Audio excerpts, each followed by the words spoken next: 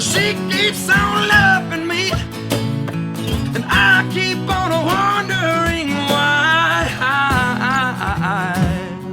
She keeps on loving me, and I keep on wondering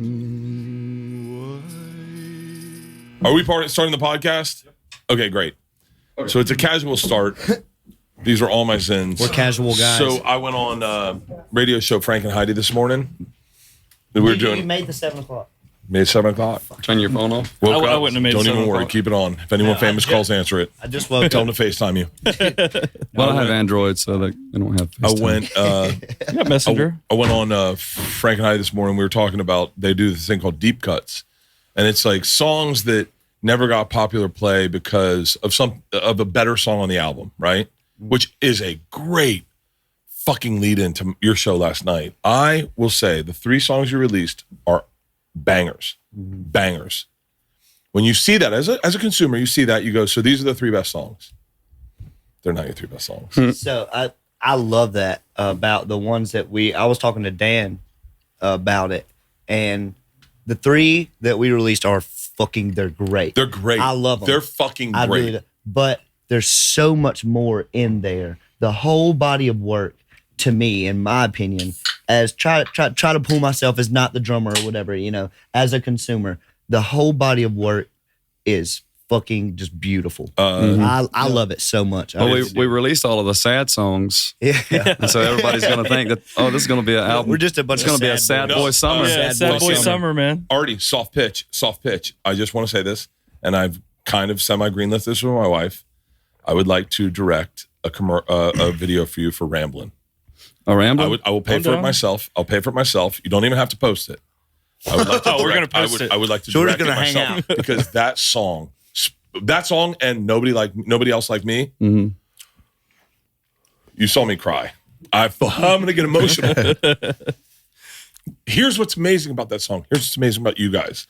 And I'm sorry that I'm I had such a crazy night. Thank you so much for being as generous as you were with your time and your space and your family. It was such a great experience.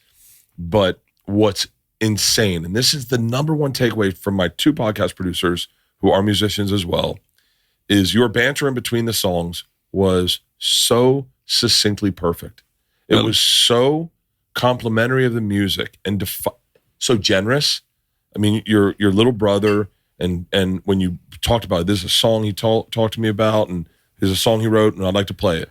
Mm-hmm. When you talked about Drew working for Uber. Yeah, I did too. That fucking sucked. But what's crazy is that point in our life, not the fact that he said that. Yeah. No, but it's like what's crazy is that you wrote a song like Nobody Else Like Me when you guys were working for Uber.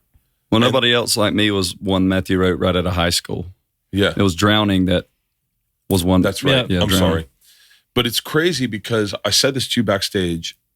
That song connects with me as a comedian who has a career, because I feel like that sometimes, but I always felt like that. I didn't know everyone always felt like that. Mm-hmm. But that song is meant for everyone. Mm-hmm. Yeah.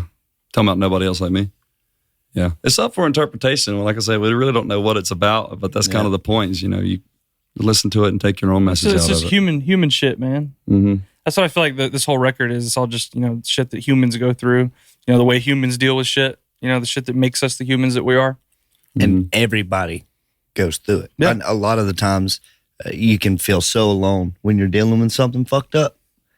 It is very hard to realize that everybody else goes through it too. Yeah. It's wild. You feel like every one of your experiences is insular, that I'm the only one that feels this way. And then when someone shares, soft, bad idea of how that works. And I know you guys are men of faith somewhat, and I am, who I am. Dude, me and Jesus are like, yes, dude. Me and JC, I rock them on my chest. How about you come on? Yeah, dude. I remember the first time I found out other dudes jacked off. And it was like such a weight off my shoulders. I thought I was gay. Dude, when I was a kid, like there was one guy in the neighborhood who had the porno, and we would just all go to his house, dude. And, like, and we would just all make pillow forts and like he would put it on his fucking DVD His mom player. just walked up. What the fuck? Get out of here, Mom. You don't need to fucking hear this. But yeah. But that's the cool thing about sharing an experience or even sharing music or sharing an artist is that you feel like, oh, so I'm not the only one that does this.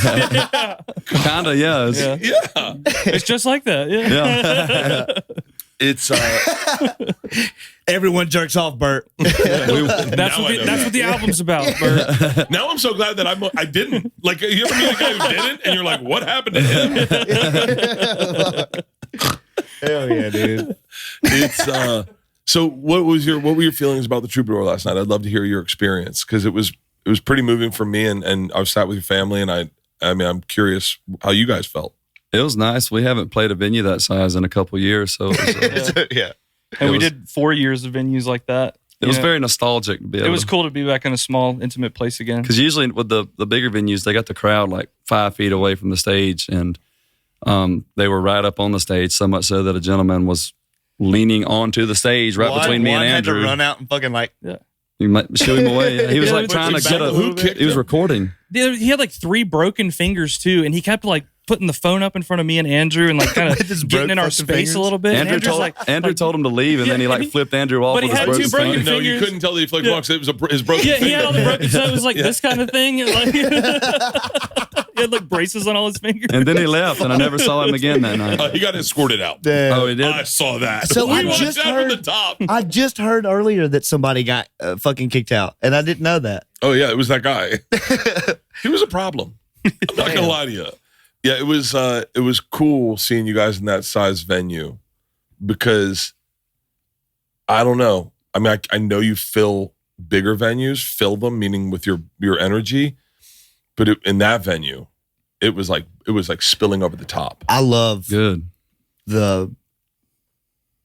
You can feel everybody there. You are definitely there with them, and they're there with you. When there's the bigger stages and stuff, like, I'm always just there hanging out with them when I play. Like, I love that. Yeah. But it's cool going to the small places because More I can, intimate. yeah, because I can feel them too. Mm-hmm. Yeah, and it's fucking. I loved that. Yeah, because the big rooms, we only really connect with like the first 3, 4, 5 rows, you know, and then the rest of it's just a massive people back there.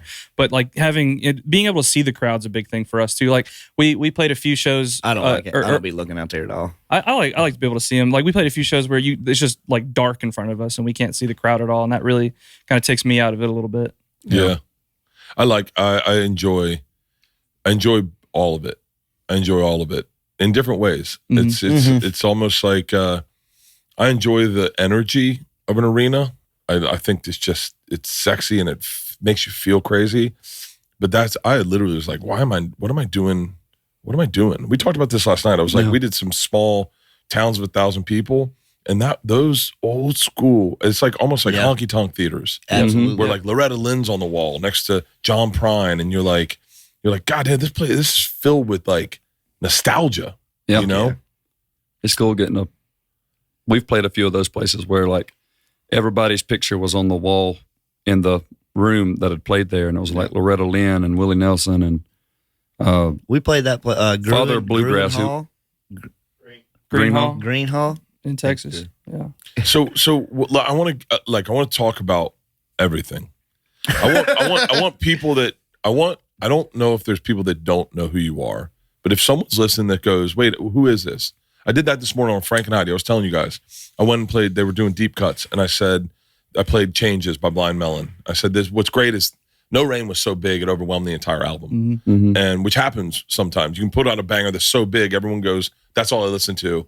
And then they just skip everything else. And I played Changes for them, and they got like moved. They were like, this is amazing. I was like, oh, wait. Everyone stop. I said, do you guys know who the Red Clay Strays are? And they were like, no. And I was like, play You Wonder gave us a Why. shout out Play this Wonder Why. morning? Oh, yeah. They played the whole song. You're so sweet. They played the whole song. And I telling you right now, if that, and we were all drinking on radio, and it was amazing. At 7 this morning, Brett. Yeah, 7. Heck yeah. keep calling me Brett, Jason. So fuck. but it's crazy. So we talked about deep cuts, and I shared that song with them, and it was just wild. But so I want to talk about a bunch of the stuff. I want to start with the basic stuff. Is you guys are all from Alabama. Mm-hmm. You're all from Mobile. Well, Sevens is from Oklahoma. Sevens is from Oklahoma. But we just hired him. By the way, Sevens is a great addition to the band. Oh, he's awesome. He really rocks. is. He's perfect. On stage and off stage. I love being around the guy. He's a great hang. Yeah. He's awesome. And he came in like a little bit of a firecracker last night. Dropped a story. Yeah, he went gets out. spicy. Yeah, but it was so dude. It was so cool to watch how much fun you guys have on stage. Mm-hmm. That was our takeaway. Was like you guys were having fun. Yeah. Which not every band has fun. Yeah, you can think about it too much, and or just some bands don't like each other. Yeah, it's weird. I don't. We get that. love each other. They're just making money. Like we've been on tour with bands before, and these guys just look miserable. Like they're having a bad. It's like you're playing music for a living, man. Like pinch yourself. Realize what you're doing. You're doing comedy for a living. I mean, it's like, listen, things get complicated. Me and my best friend have a podcast called Two Bears, One Cave, and we have a blast when we do it. But then there's a business side on the outside where I am exhausting. I know that, and Tom is difficult at best. So like the two of us will have to have conversations about how do we work as a team and how we make things move forward. Can we have Peter come up here, thing, please? I think, is like being able to talk. And that is what I think separates us from maybe those people who aren't having a good time, is that we know each other so well and we are all best friends and brothers. But we are able to have the hard talks with each other, you know, about like, because I'm fucking difficult too, you know. Well, you've gotten better. Y'all don't giggle. Everybody said two. Hold on, two.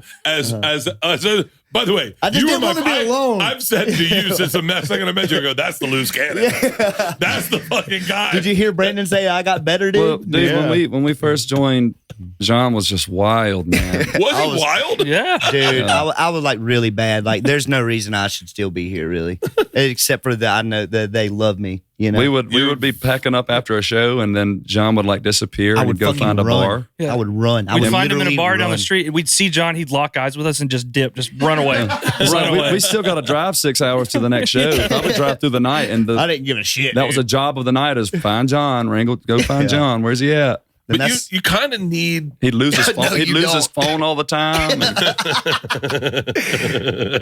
He does. He does have the morning bus energy of, can someone call my phone? Oh, fuck. I mean, can we get, I need a fucking store. Yeah, he'll wake up without cigarettes and they'll be pissed off, and it's all of our fault that he doesn't have cigarettes. And he'd be like, oh, I need a store. He's so mean. Yeah, dude. It was one, because we used to tour in that little bus. And there was, John can't just be quiet because he stays up all night and sleeps all day. And still do. Yeah, still do. And I remember one night, John was like trying to find his headphones, and he was just in the bus like punching the floor, and he was like, where's my freaking headphone, you know? And I was like, I had my headphones in, and I just hear yelling. I pop out my headphone, and Andrew just snapped. He's like, John, shut up. You know, John's just at the bottom and looks up at, you shut up, Andrew. No, it was 3 in the morning. You match. Yeah. Andrew's in the top bunk. I'm on the bottom bunk. This is in the breeze, you know? Yeah. And it got to shut up. No, you shut up. No, oh, fuck you. No, fuck you. Fuck you. No, fuck you. We just got in a giant fuck you match. It was like, all right, good night, you know? Love you. Yeah, good night. Yeah. But he said, keep your freakouts to yourself. Yeah. Fuck you, Andrew. Keep your freakouts to yourself. Because we used to tour on that little white bus, and that's just... So wait, tell me about that little white bus, because I've heard you guys talk casually. Someone said last night, we used to drive it ourselves. Yeah. It was me and Andrew, sometimes John. No, never John. You did for a while. No. And then Drew. Yeah, I see you. I'm going to get to you. But Drew drove too, and we'd drive through the night and drive all day. We'd pack up and go find a truck stop to sleep at, and then, wake up at 7 a.m. and drive 4 to 6 hours to the next show, and cycle repeats itself. And it got very draining at times, but... Oh, buddy, I do it with a professional bus driver in his training. Yeah. I can't imagine if I was sharing the drive time, I'd be. Oh, I mean, I would be total John in that.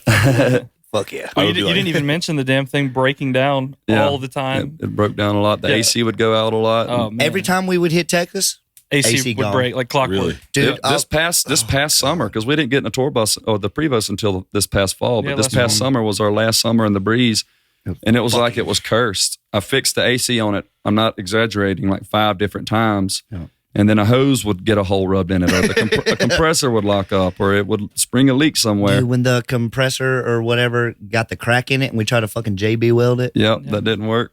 So, are you the kind of Southern boys who can change a tire and fix a car? Oh yeah. Those are two completely different things, but yes. See, I'm not. And when I met my wife's dad, he was just. He judged you for it?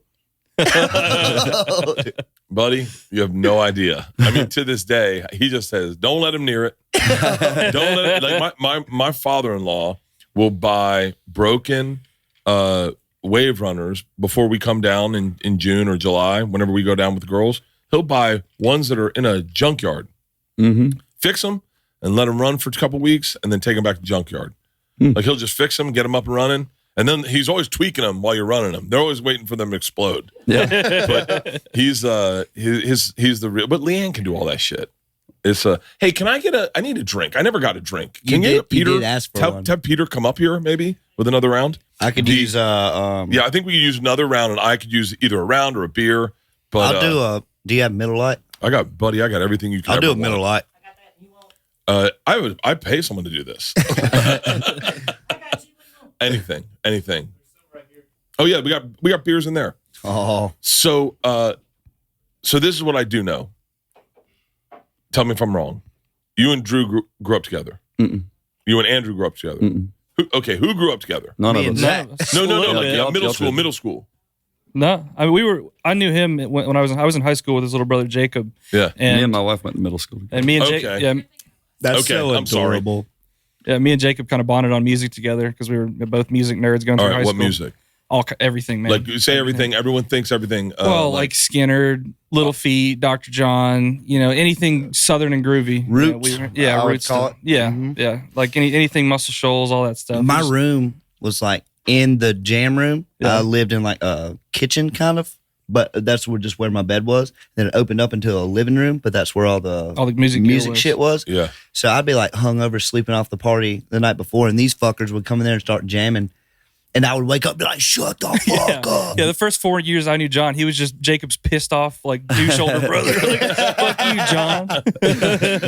Never thought I'd be in a band with him. Yeah, there we are. Yeah. I still have the message on my phone from when you hit me up. When I hit you up. You hit me up, you're like, hey, I've got this band. And I'm like looking for a band to be in. He hits me up, he's got this band, we're looking for a guitar player. And I'm like, dude, hell yeah, let me know when and where. And then just like 4 months, nothing. And I'm like, what the fuck, John? We were trying to get Jacob to be in the band, but Jacob didn't. He said he was in a band called Paw Paw's Medicine Cabinet. And they rock. Great band. Paw Paw's Medicine Cabinet. Mm-hmm. Yeah. By the way, that's my favorite thing. I'll take either or. Whatever you guys want. I'll take Coors. If he wants a Coors. No, I don't. Got a Miller Lite coming. All right, cool. My favorite thing about the South, and I do want to celebrate the South. I mean, you're from Florida. I'm from it's different South. It doesn't count. It is a different South. I agree. It's a different South. Florida's Florida. How do you Florida's feel about Florida. your cousins? My cousins, they're all from Pennsylvania. Okay, all right. No, Just wondering. Roll Tide. I don't have kin. If that's what you're asking, I got family. Hey, dude. All right. But Leanne, when I first started dating her, it was all in nicknames for grandmothers and grandfathers. Peepaw, Paw, Meemaw. What do you call your grandparents? Grandma. Grandmother. Well, they're dead now. I don't call them anything. But we can try to call them. I don't know if someone's got the number. No, Grandma and Nana. Nana was my mom's mom and Grandma. And then we went to Leanne's house. She was like, she had Granny, she had Meemaw, she had Paw, Pop, Peepaw.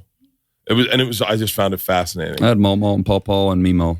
Meemaw. I got Paw and KK. KK. Yeah, her name's Karen, so we all called her KK. Yeah. I got Granny. That was my dad's, and Paw. And then I got a Mawmaw and a Paw. And then my great grandfather, my Papaw Spooner. Papaw. Yeah, Papaw. It's such a cool. And he was missing these 3 fingers. and he always told us when we were kids, like he was old as fuck, but that a catfish ate him off. But really, he was a Boilermaker, Union Boilermaker, and he was holding a wedge, and a apprentice was hitting it with a sledgehammer, and the motherfucker missed and smashed his 3 fingers off. That's gnarly. Yeah, dude. I'm sure it's a lie, but they said that he just took his glove off with his fingers in it, threw the motherfucker, and went right back to work. Yeah, that's probably a lie. That's definitely a lie, but how rock and roll is that? Yeah, but they don't even make lies like that anymore. Exactly, dude. Like, he's a fucking gangster. Yeah. Oh, he was a badass. God. So what kind of music did you grow up on? I'm listening to them. It seems like the old, I mean, that's like, I think that's inbred in all of us that grew up. I say South, but you know, what were you listening to? Don't say that. I listened to, so my mom listened to a lot of early 2000s, like Christian rock or Christian rap, like Toby Mac. Toby Mac, yeah, dude. And then my dad listened to Hank Jr. and Skinner and Stevie Ray Vaughan, all the old guys. So I had a mixture of old and new music that we stayed listening to. Yeah. And when did you guys take up instruments? I started playing drums when I was 8. Really? Yeah, and then always wanted to, perform. And as soon as I learned how to play guitar at 15, I started putting bands together. Were you always attractive?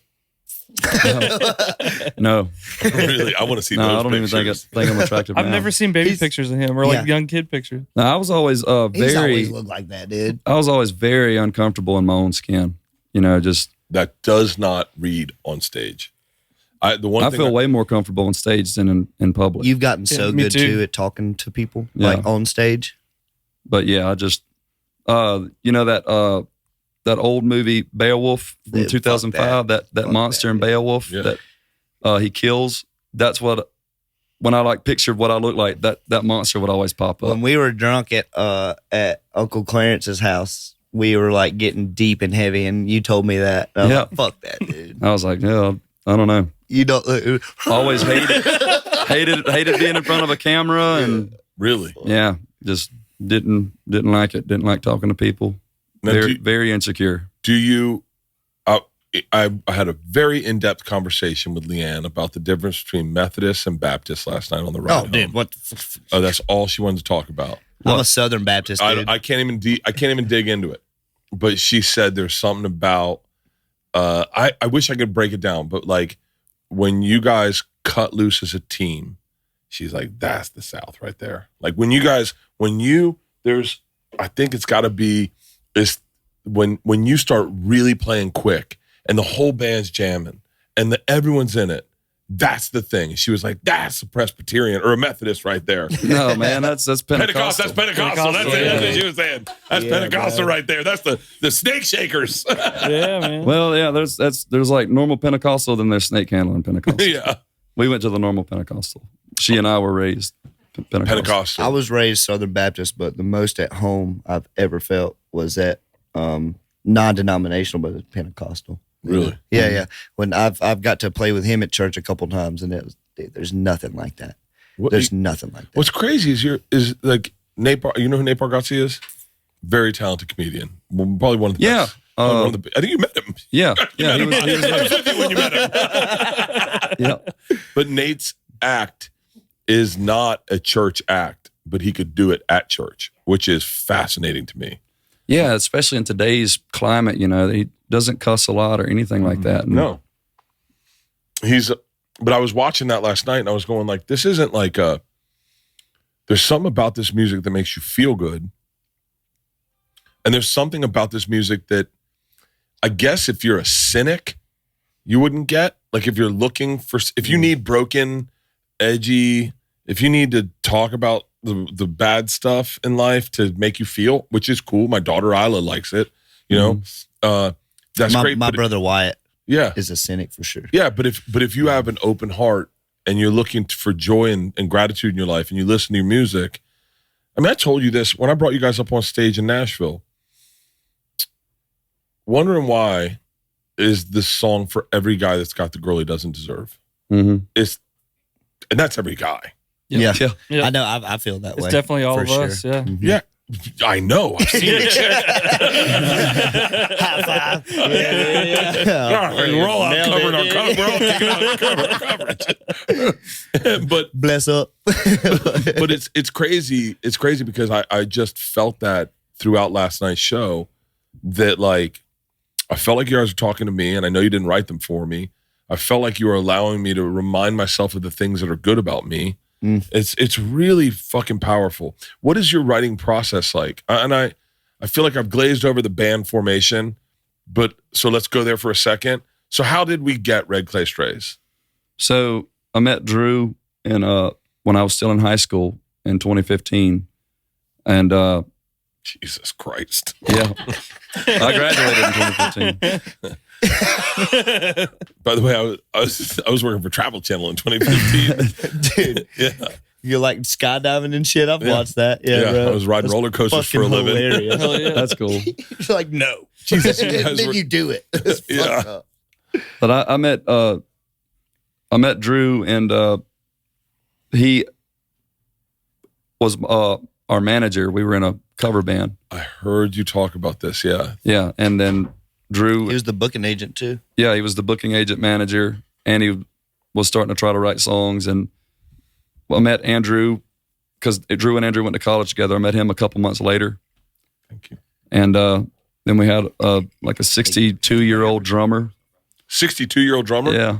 And Drew loves him, by the way. 2 guitar players. He's And Drew's favorite person. we did that for a while. Then the drummer quit probably like August or September of 2016. And then we hired John in October of 2016. I auditioned. 2016. You guys are how old in 2016?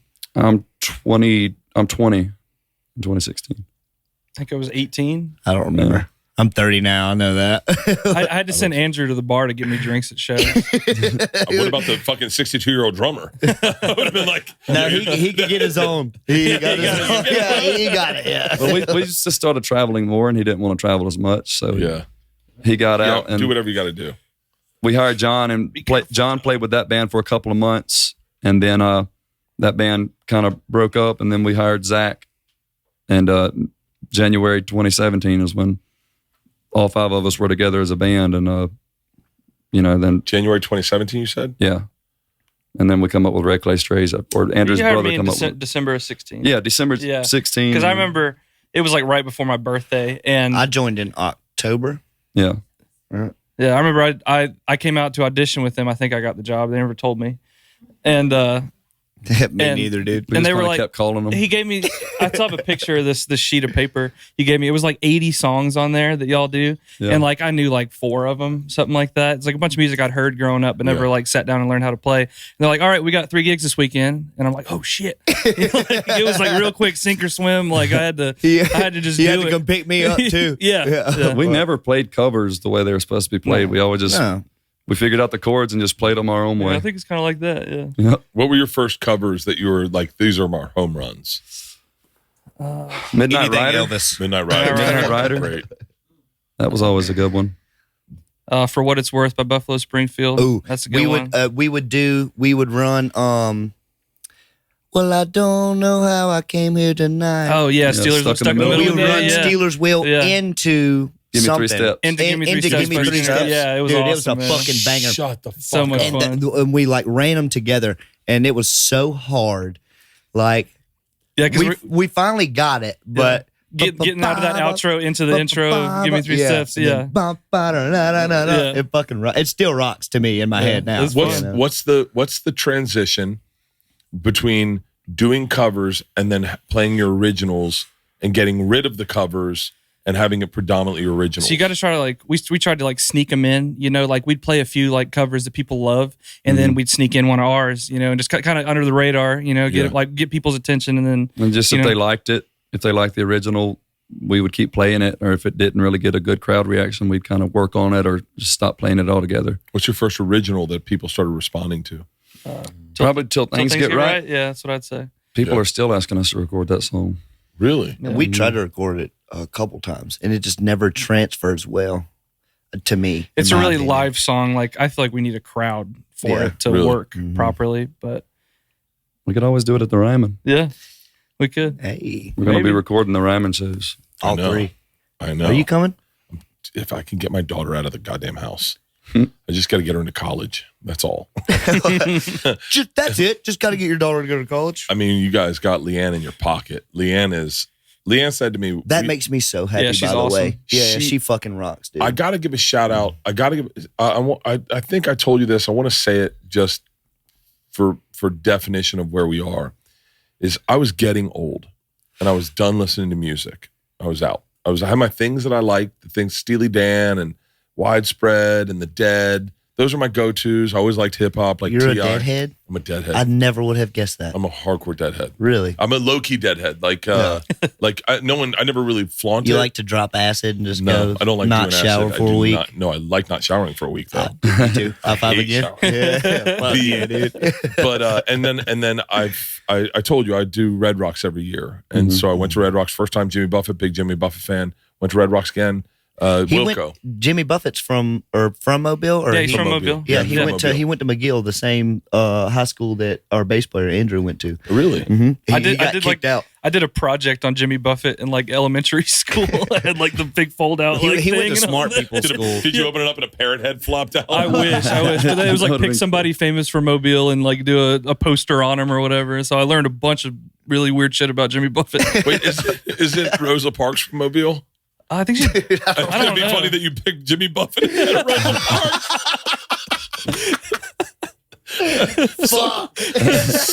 Someone walked in the other day and goes, Rosa Parks' husband had a car, and just walked out. Oh my god! I haven't even thought about that. He had a car. He should have picked her up. Who said that? You got to think, like, maybe they got in an argument that day and he was like, you just take the bus. I ain't coming to get you. And then he changed the world. Yeah. And then she was so pissed off, she was like, I ain't getting in the back. Fuck this. Yeah.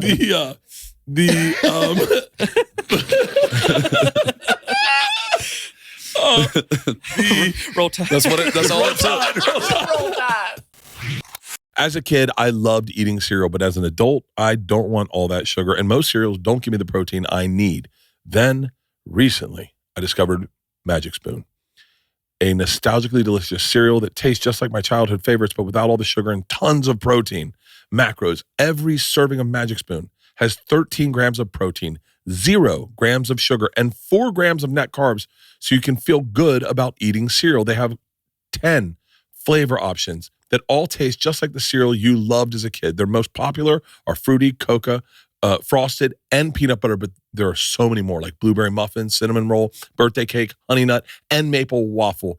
I love how convenient this is. Magic Spoon makes it easy for me to eat more protein when I'm busy or too tired to cook. I pour it in a cup. I load it up with milk. I let it sit. I like my cereal a little soggy. I let it sit, and I wolf it down. I'm telling you right now, and it's nice to know that is all just protein going into my body. Get $5 off your next order of delicious cereal at magicspoon.com/Bert, or look for Magic Spoon in your nearest grocery aisle. That's magicspoon.com/Bert for $5 off. Magic Spoon. Hold on to the dream. After a hard day's work, I just want to take a shower and relax. So I love going out on the weekends, but sometimes my friends want to visit pretty upscale places, which means I've got to do my grooming game and take it up a notch. My go-to solution is an invigorating shower with Cremo's Men's Body Wash. Dude, this stuff is awesome. It's time to elevate and enhance your hygiene routine with Cremo Body Wash. Cremo combines a rich lathering and hydrating formulas with meticulously balanced multi-layered fragrances for a superior shower experience.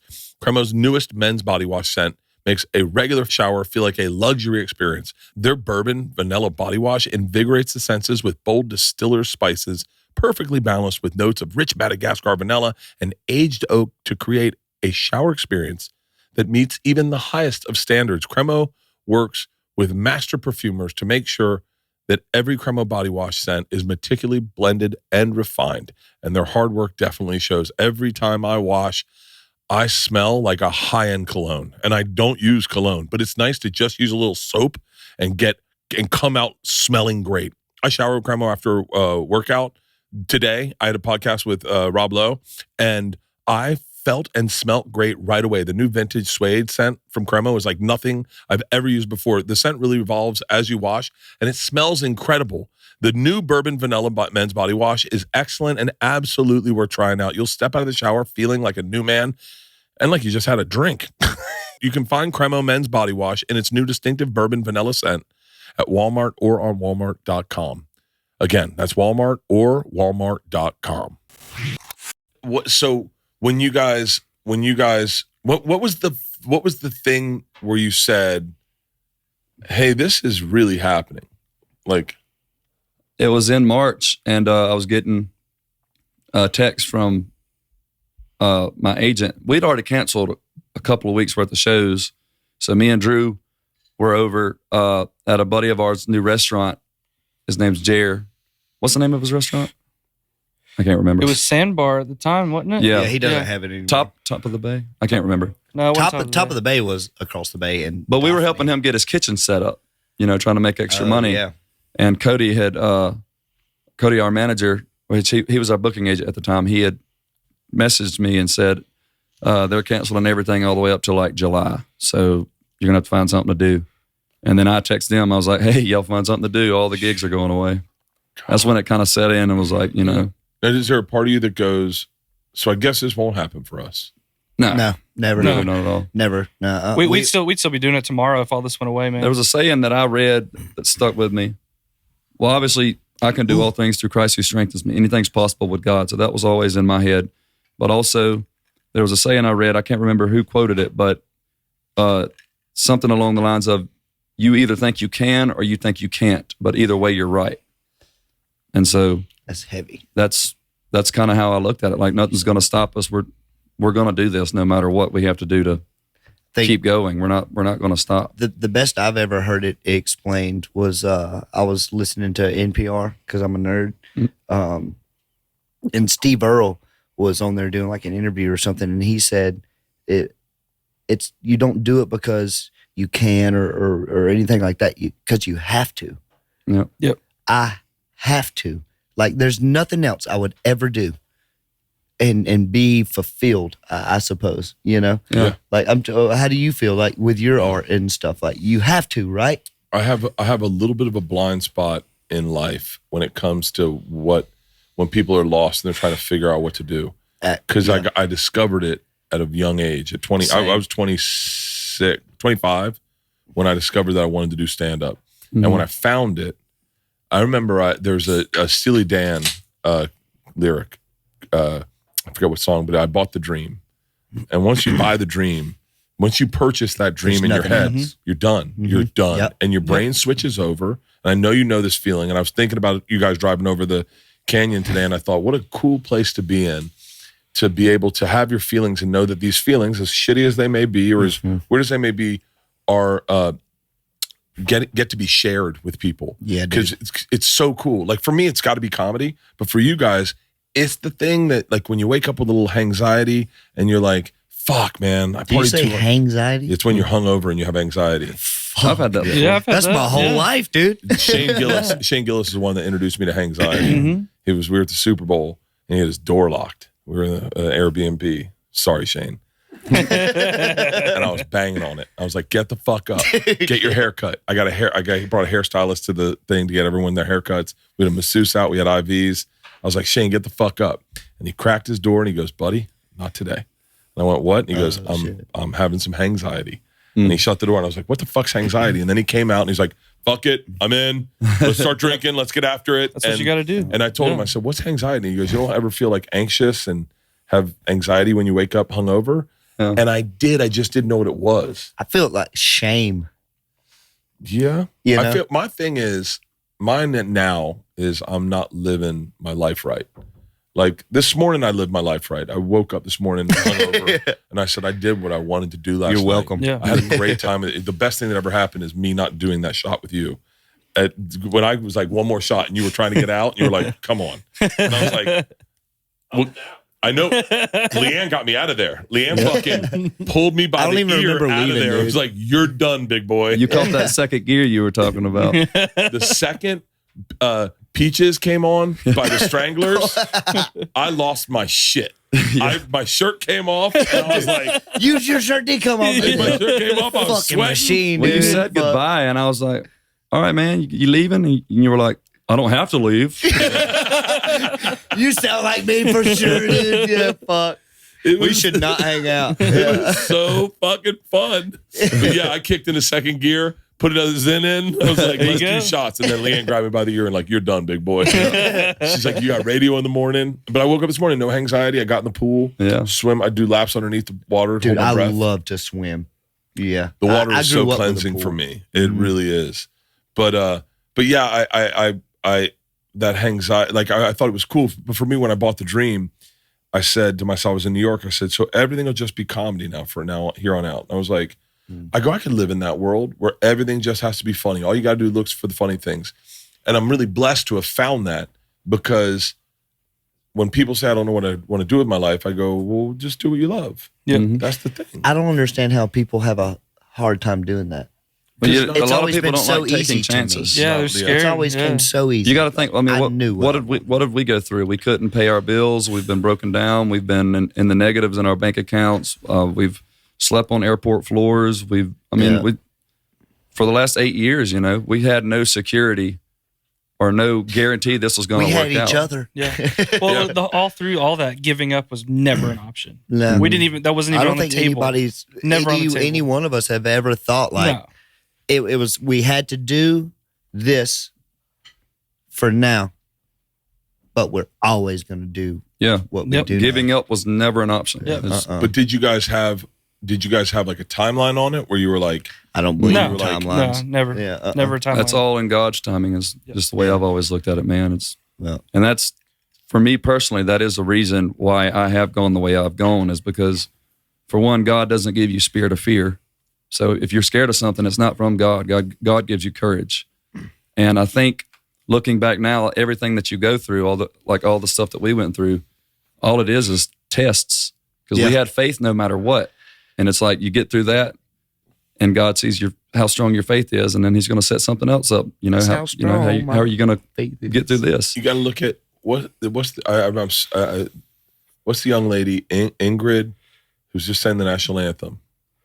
The bad version? Yeah. Was there a good one? So no. I'm not on social media. What's her name? I don't know, but she checked herself into rehab. But here's the deal. This is how Ingrid Andress. Ingrid Andress. This is how God works. Okay. This is how God works. This is I know I'm going to get a little fucking creepy right now. Dude, we're fucking down to clown, bro. Ingrid Andress goes out, gets hammered, does the national anthem, and does possibly the worst. ISIS does a better rendition of our national anthem this year. Fergie I haven't seen that one, though, right? It's Fergie's was hilarious. And then the next day, and you guys have enough people in your team that no one would ever say, "Hey, do me a favor, get fucking hammered and go do the national anthem." Nobody ever says that. Hey man, get your shit together. Let's do a great rendition. Yeah. No one would have ever seen that. It's the fucking home run derby. No one's ever going to watch that. No one's. Dude. How many people remember past renditions of the home run derby national anthem? No one ever. She does the worst one ever. Next day, I don't know her, honest redneck chick. Hey y'all, sorry I got drunk last night. Checking into rehab. Deuces. She went to rehab, dude. She went to rehab. Do you think she really went to rehab, or is 100%. that just her people being like, Nope. you got it? She's in rehab, and You I think will she tell you. has a I will tell you. This is problem, how or God like- works. 100%, buddy. Did you see the national anthem? That was No, I don't it was do so internet bad. stuff. This is how God works. She goes to rehab. She's coming out. How many people do you think want to see her do the national anthem well? And she will. She can sing. She will. And when she bangs out a rendition, that's her fucking. huge, That's the huh? biggest. It's gonna be huge. It's a That's marketing awesome. campaign. Yep. You can never That's look at it fucking that way. awesome. Yep. But that's how you got to look the way God works. Is He's gonna give you a fucking thing where you fuck up. You're gonna fuck up. Yeah. Life's gonna be tough. He's put a lot of stuff in my life. You just got to sit there and say, I'm not going anywhere. I'm staying right here. I'm going to be me 100%, and I'm going to believe in me. And when she comes out of rehab, I wouldn't be shocked. I mean, think about it. I'd hire her to do the Super Bowl. Mm-hmm. Why not? Yeah. Let's give her redemption. Yeah. And let her kill it. And then all of a sudden, I'd invest in her career right now. I'd invest all my money in her career right now. You're going to be shocked what happens to that young lady I mean, listen, she's got to keep her shit together. I don't know if she can do that, but I mean, I'd rather be her than the hot Tula girl. Was it that fucking bad for real? Yeah, it was bad. Buddy, I haven't seen it yet. it is epic. Is it gnarly? No shit. I don't know if she had Can you in-ear pull it up, monitors. Jamie? It's, Is that cool? Can I do that? Is that Fuck funny? yeah. All right, fuck yeah, dude. All right. are you kidding me? That's my one. I won't do it again. She can come back and redeem herself. If she said to you, if she said, "Hey, I'm out of rehab," I've never heard her sing in real life, but I'm dying to now. Not in real life. You know, but that's the way I look at like challenge and struggle. And you know, when you say God, I don't think a lot of people understand maybe the context of the way different people believe in God. Even Leanne grew up Baptist, thinks of God in a different way than her church was. But it's. I mean, I believe in what you say. It's like I had a real crazy view of giving up. Like I thought you were a loser if you gave up. Mm-hmm. And then I watched a couple people give up and then go on to live happy lives. And I was like, okay. That's weird to me. It's weird to me too. They just gave up and then bam, they were fine. Comics, and then they gave up comedy. And then all of a sudden they had They didn't buy into the dream then. Maybe not. Maybe I think they just realized that they didn't want to do it. Maybe. They didn't want it as bad. Because I'm telling you, I have to. Mm-hmm. I have to, man. I can't, there's nothing else. Like, I want to love Christina, you know what I mean? And I want to do all that. But other than that, I have to be with y'all. But can I tell you the slippery slope? Can I tell you the slippery slope? Mm-hmm. Sometimes you can fuck up your own journey by your own bad behaviors. And I've been guilty of that. Totally. Yeah. Where, Dude. Yeah, like last year, fully loaded, I got off tour. I was 280 pounds, drinking like crazy, doing drugs, not like bad drugs, but like smoking. I'm smoking a lot of weed now, but like smoking a lot of weed and partying That's not wild. drugs, dude. And I was watching myself get in my own way. I didn't know I was doing it until I stopped drinking, but I was like, oh, so there is also. And you're by yourself, right? Yes. So there's 5 of us. Yeah. And like. We hold each other accountable. I've been we're like a so unit, man. blessed. It's not luck. It's not luck. It is a fucking blessing that I have these 4 other men in my lives, you know, and like, I love my brothers, like my real brothers, you know, for sure. But nobody holds me more accountable for me than they do. And it's in such a good way.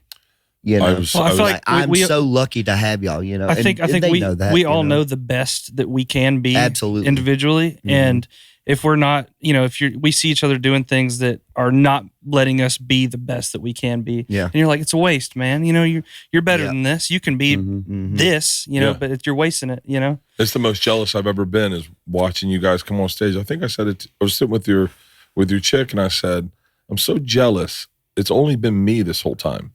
I would love to have a band of brothers to go into this with. Yeah. I would love to have, like, I remember my first time at the Wilbur as a theater in Boston, and I was backstage, and I was very proud of myself. I was very proud of the moment. It was my first theater that I'd sold out. And I remember being by myself going like, oh, this kind of sucks. I have no one to high five. Like, it's just me. And then I was like, this is crazy talk, but I was like, well, let's turn ourselves into a team. And allow myself to talk to myself and let it be for me, it's God. I always say that at the end of the night, I look up at God and say, thank you for this blessing. Dude, I hang out with God all night long. God will talk to you and be like, he's saying to me, he's like, I got you, buddy. We're a team. When you didn't see the footprints in the sand, I was carrying you. Yep. How about you come on? Yeah, how about you come on? And you just look back at all that, you know, and I've looked back at a lot of stuff and was like, even when I wasn't paying attention to God, you know, it's like, man, I would have been screwed if he wouldn't have been there, you know, getting me through all that, even when I didn't know he was. So who have you guys been excited to work with? Like, who have been someone Dave where you kind of Dave Cobb. Dave Cobb. Yeah. You said that earlier. That's like the kind of our story arc, man. We started off, you know, like I said, in 2017. Yeah, Andrew's parents' house. Yeah, the jam practicing. room. And then, like, man, wouldn't it be cool to do a record with Sturgill Dave Simpson Cobb? comes around, and then Tyler Childers. Sturgill Simpson. Yeah, and that's all Dave Cobb. And then Chris Stapleton blows up. You know, that's all Dave Cobb. And it was always our goal. As soon as we became a band, it's like, we want to work with Dave Cobb. It was a dream. Yeah. It was And I guess as people having dreams, I guess you don't think of it as something that's attainable. Yep. You know, it's always something that's so far fetched, and then to be able to do it, it was fucked up. Yeah, you like know, when we it's finally nuts. pulled up to his house studio and Yeah. he's just standing there. What's up, guys? You know, Well, I remember the first time like it was starting to happen. We did that video chat with Dave Cobb. We all got off me and you were like sitting in a Burger King. Now Video- we were in a gas station with the parking barbecue. lot Yeah. that had a barbecue joint in a shack Yeah. right next to it. And Well, I think bumfuck. Do you we went remember to like where a we were? Burger King or something, and we were in 65 there somewhere. Yeah. video chatting with Dave. Oh yeah, this was another time. Yeah, Yeah. This wasn't the first time. It wasn't we the first videos. one, yeah, but it was wild, man. Yeah. And do you guys? How does that happen? Like I know that if I've ever been around, like I've been around some great comedians that I've worked with. I was with a guy, we were just talking about him outside, and I was getting ready for my hour, and I was like, "Hey man, take a look at my hour. If I'm doing his club, you mind just taking a look at it?" I remember I'm an accomplished comedian, and I was terrified to go in front of Chappelle. I was like, I hope he likes me. That's in my opinion, that's the GOAT, dude. He's Chappelle? he's our generation's Richard Pryor. Pryor. yes, Pryor, yeah, yeah. yeah. What Richard Pryor did for comedy was fucking incredible, and just art in general, Yeah. really, you know. Oh, It's without a fucking doubt. incredible. Dave Chappelle's the greatest. But when I was with Dave, I can hang out with him like a guy, but doing comedy in front of him is different. So when you go Yeah, and play in of front course, of of Dave course. Cobb, is there not second guessing yourself, but is there any part like where you're like, I hope he likes it? Yes. Yeah. Absolutely, Totally, yeah. the whole time. Yeah. The whole time. So Yeah. we have each other, right? That's fine. And now we're bringing this outside guy who I'm we just praying all that he likes us. dreamed. Yep. This motherfucker told me one time, Dave was like, "Hey John, you're dragging." I was like, "I'm gonna die," because you know there's no click when we hang out on a couch like we're doing now. Yeah. But with guitars and you play him these songs. He's like, "No." Really? All right. Then really, you play. really, Then you play him really. another song. Hold on. Go. Stop there. So you write a song and you're like, "This is good." And you play it for him, and he just goes, "No." Yeah, Next. and you move on to the next Yep. one. Yeah, yeah. We But we don't. I don't judge. Like if Dave Cobb doesn't like a song, that doesn't change the fact that I think it's a good song. You know, Yeah, it it's just just not- means he doesn't want to record it. It's just for not this what he album. wants to Yeah. record in that Yeah, moment. yeah. So did he Yeah. do this current album? Yep. Yep. Okay. So on this album, That's not wondering why. what? He didn't do Wondering The, Why. I know, the album yeah, is I know. about to come out. Yeah. No, I know. Everybody knows, Yeah, the one I so- listened to last night, front to back, right? Yep. Mhm. Yeah. Yeah. So on this album, what song really popped to him?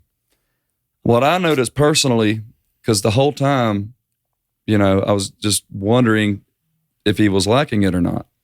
And it was our last song that we cut, God Does. God Does is a fucking banger. Dude, And I was singing, it's my favorite. Yeah. I was singing the first verse, and Dave, he was playing the 12 string, and he has a mark that he comes in on, and he misses mark because he was listening to me sing.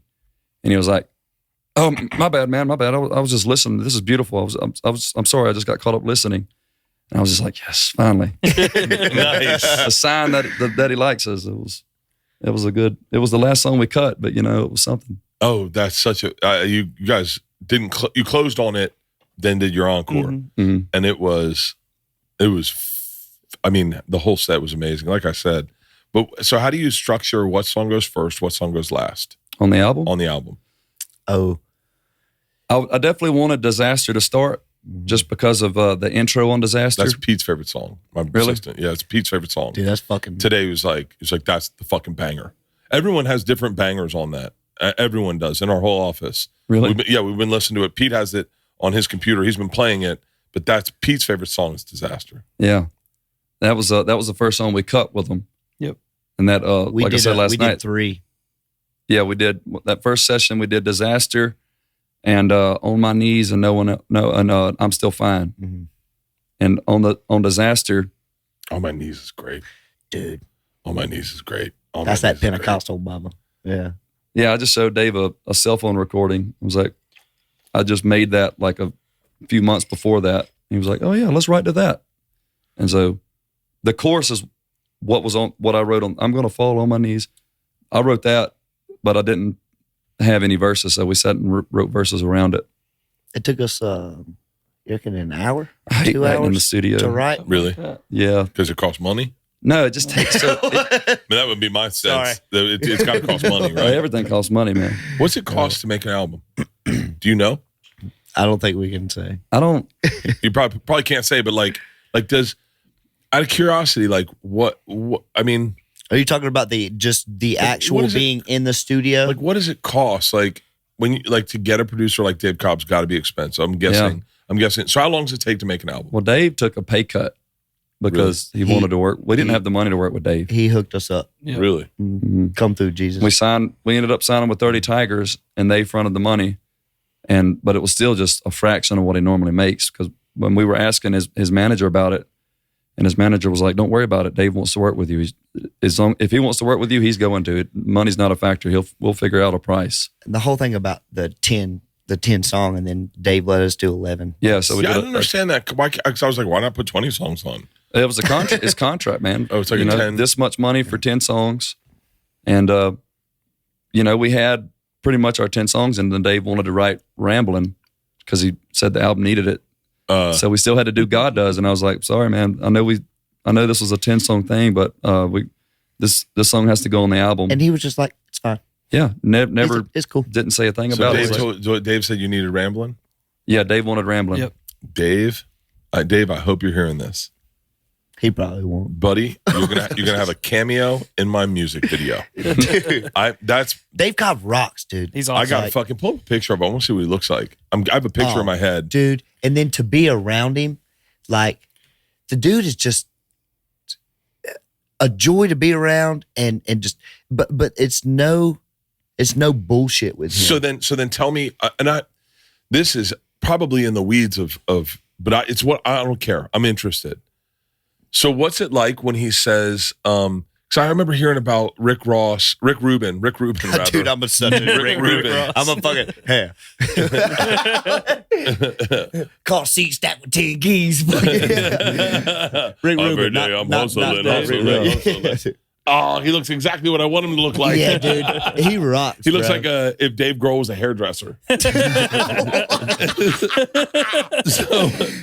Do you know Dave Grohl? No. Oh, I mean, I've fuck. talked to him once, but no. Was he good? Nah, yeah, he was sweet. Yeah, he's a cool dude. I want to meet him. Yeah, he seems like a bad motherfucker. I'd love to party with that dude. Still Hell drinks yeah. beers. Yes, he drinks beer. And barbecue. And the fucking Dude, the hangs out in his food? pool. Oh He's my got the God. perfect fucking life. Yeah, dude. Yeah. Barbecue, beer, pool.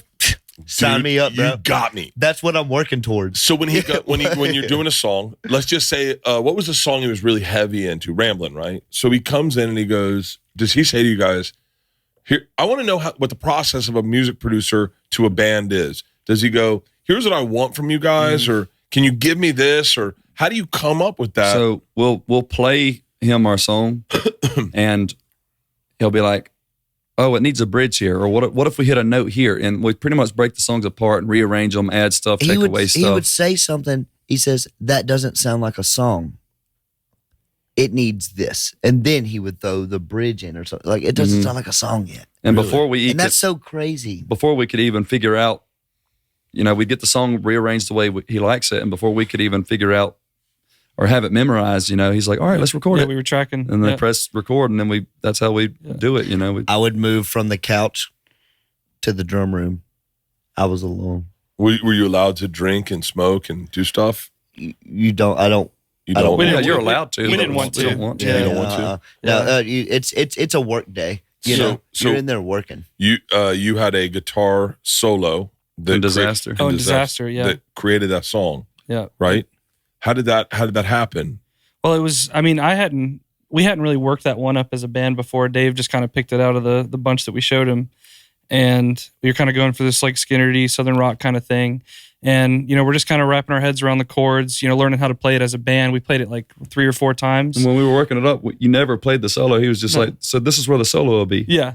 And then we go to, he didn't even really tell us we were tracking most of these times. We would play it a few times. All right, let's run it again. And then we'd be recording all of a sudden, and we didn't even realize it.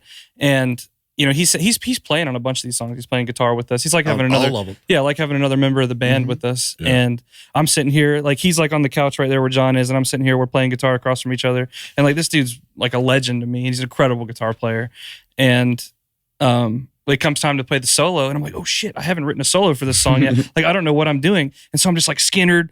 Panic guitar playing, like Skinner, fucking play something good, do it. Dave Cobb's looking at you in the eye right now. Dave Cobb's just sitting there, just like locking eyes with me, like play a fucking guitar solo, motherfucker, I dare you. And I did it, and then he was like, that was a good guitar solo. Double it before I get here tomorrow morning, because he'd leave at like 6, and then leave us notes. Yeah, leave us notes, like just like work to do, like little things that he doesn't need to be around for. We would start at what time do you think? 11, 12, yeah, something like that. And then he would always leave to go have dinner with his family. He lived right down the street from the studio.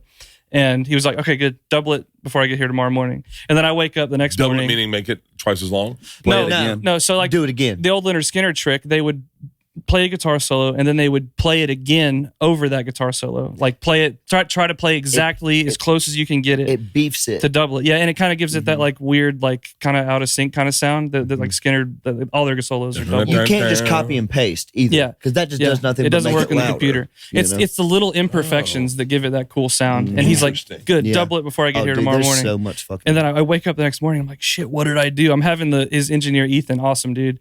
Ethan rocks. Yeah, Ethan was great. Yeah. I'm having him like play it back for me at like halftime in slow motion, so I can like figure out the notes that I played and whatnot. And I had to sit there and relearn it to double it. Yeah. So, I mean, I don't mean to shade the rest of the band, but I understand technically that when you sit with an engineer or when you sit with a producer, they're going to have notes on your guitar playing, on how they see it. But, and I mean this with love, but you're such a dynamic singer. Did he ever tell you like less of this, more of this? This is a lazy thing you're doing. He told me ready to work. Yeah, he said when we first got there, he's like, I'm going to work the hell out of you. Really? Okay. So I got the nicest room. He put me up in the master room and everything. But yeah, I mean, I'll sing like a whatever part, because we usually start tracking around 1 or 2, and I don't like singing until around 6 or 7 in the evening anyway. So I'll just sing something for the band to play to. Your voice is so deep in the morning. Yeah, his is. I noticed it was deep this morning. Mm-hmm. I was like, your vocal cords are swollen in the morning times. I bought him a book. Yeah, I need to, buddy. I have such vocal problems. You have no idea. I sent you that vocal mister works, man. You should get it. I got it this morning, but I didn't get it. The text didn't come in before it, so it was like it was a weird text to get in the morning without the link. And I was like, I promise you I'd get you this. And I was like, uh-oh. So, yeah, go pee. It's right there. So what does he do to your vocals that got you out of your comfort zone? Or that made you say, like what's your cheat code? Like, that's the thing with me is like, in comedy, I say fuck a lot. I say fuck a lot. So does John. Yeah. Fucking, he is a piece of work. I love that kid. I really love that kid. I really love that fucking kid. I love that kid so much. I sat next to his mom the whole goddamn show. And I was like, I just need to get more of that energy. But what was his, like, was there things that he did with you that you were like, did you ever get to a point where you're like, I can't do that, fucking dude? No. I think, so with music and working stuff up, there's not really a right or a wrong choice. You know what I mean? Everything's opinionated. I think this sounds good. Yeah, well, I think this sounds better. And singing and coming up with music is the same way. And that's what having a producer really helped us with, is because we could come up with all these different parts, and I could sing it so many different ways. But what would best fit the song? And so having Dave there is that outside opinion that's not in it, you know, so he's looking from the outside, and he can he could just be like, I don't like that, sing it this way, you know, or, you know, sing this part louder than this part, or stay low right here, stay deep right here. Does he tell you to bring, because what's so cool about you guys, and I say this because there's basically 3 guitars on stage, bass, which these guys were like, that was the funnest to watch. And then he's like fucking from the Muppet Show in the back with the fucking overalls Animal, on. yeah. But it seems like everyone's playing solos together. Like, Zach and Drew, they play the solos. No, but everyone. It feels like everyone's playing a solo at the same time. Yeah. There's so much, and it's why you guys look so fun. But when you decide to go wild on vocals, is like, I wouldn't even know to make that choice. Like, you know what I mean? I mean, it's the intangible, obviously. But do you have coaching in that, or is that just instinct? That's emotion. Yeah. Yeah. Yeah. I mean, how I sing is, I mean, art is that is what art. That is what art is a representation of your emotion, right? Your self-expression. Yeah. And that comes out in my singing, you know. And Are you concerned? Are you concerned with success will come less good art? What do you mean? Like your songs connect on such a level of base human emotion, meaning like you guys really do feel like a bunch of kids that should be playing just outside of church under a tent. I mean, and that's why you're special. I've had only 2 experiences. I think I shared this with your ladies last night. To be where I was last night was so special. I've only experienced that once in my life, to see a band, and that was Dave Matthews. I think I told you this. Dave Matthews at a bar in Tallahassee, and it was like 200 seats, and I was like, this is special. But it felt like, and then when I watched him get bigger, and you see Dave, I mean, all respect to Dave, but you once you get famous, it's hard to connect with your art again. I think I'm going through that a little bit now. Yeah. Where once you get famous, you're like, I don't know, man. Do people want to hear jokes about Rolexes? Yeah. Yeah. I cannot wait to have that problem. For us, it's What? I was in there peeing. I'm just saying. The bathtubs that you have in this fucking house that are just full of shit, like that nobody takes fucking baths in. Yeah. What the fuck, dude? I would live in that. You know? That's the disconnection I'm talking about. Yeah. I got a house full of bathtubs no one's used. Yeah. Like, can I take a bath? Is that cool? It's hard to write jokes about your 4th house. We're buying a house in Nashville. Yeah. Fucking for no reason at all. Yeah. Like, I don't know what the fuck. Yeah. Hey, guys, you ever buy 290 acres in Nashville? That's why you're getting disconnected. You gotta fly into Nashville and go look you at just properties. need to come on the road with us for a little while. Come slum it a bit, you know? But like that's my. I mean, I'm talking about myself when I ask you this question. But are you curious of how fucking much it's gonna suck when you have money and you don't know what to write about? No. Drew. It's about just you just get comfortable, huh? And you just. I suggest you have one person make no money in this band, and that person writes all the songs. No, because it's going to be fucking me. Like, no, I don't like that. No, Yeah. No. It was man. We write about our life, you know, and so when that's what he's saying. Money comes, well, I don't really care about money though, so I'm not really worried about success or anything. Yeah. Money's weird. Yeah. Money's like, I always measure my words with you guys because I know you guys are good kids. But like, money's like wet pussy. Once you get into it, it's hard to pull out. You know what I'm talking about, John. Yes, sir, I do. When I started podcasting, an online store was the furthest thing from my mind. Now I'm selling shirts, hoodies, posters, koozies, and it's so easy because all I use is Shopify. Shopify is the global commerce platform that helps you sell at every stage of your business, from the launch your online shop stage to the first real life store stage to all the way to the did we just hit $1 million in orders stage. Shopify's here to help you grow. Whether you're selling scented soap or offering outdoor outfits, Shopify helps you sell everywhere, from their all-in-one e-commerce platform to their in-person POS system. Wherever and whatever you're selling, Shopify has got you covered. Shopify helps turn browsers into buyers with the internet's best converting checkout, 36% better on average compared to the other leading commerce platforms, and sell more with less effort thanks to Shopify Magic, your AI-powered all-star. Shopify powers 10% of all e-commerce in the U.S., and Shopify is the global force behind Allbirds, Rothy's, Brooklyn, and a million other entrepreneurs from every size across 175 countries. Plus, Shopify's award-winning help is there to support your success every step of the way, because businesses that grow with Shopify, and our business has exploded because of Shopify. It's all we've used. It's all we use. And I'm telling you, I believe in it. Sign up for a $1 per month trial period at shopify.com/Bertcast, all lowercase. Go to shopify.com/Bertcast now to grow your business no matter what stage you're in. Shopify.com/Bertcast. This episode is sponsored by Blue Chew. Woo-hoo. If you want to be as hard as the summer day is long, then get yourself a Blue Chew and bring the summer heat. Blue Chew is a unique online service that delivers the same active ingredient as Viagra, Cialis, and Levitra, but at a fraction of the cost and in a chewable form. You can take them anytime, day or night, so you can plan ahead or be ready whenever the opportunity arises. The process is simple.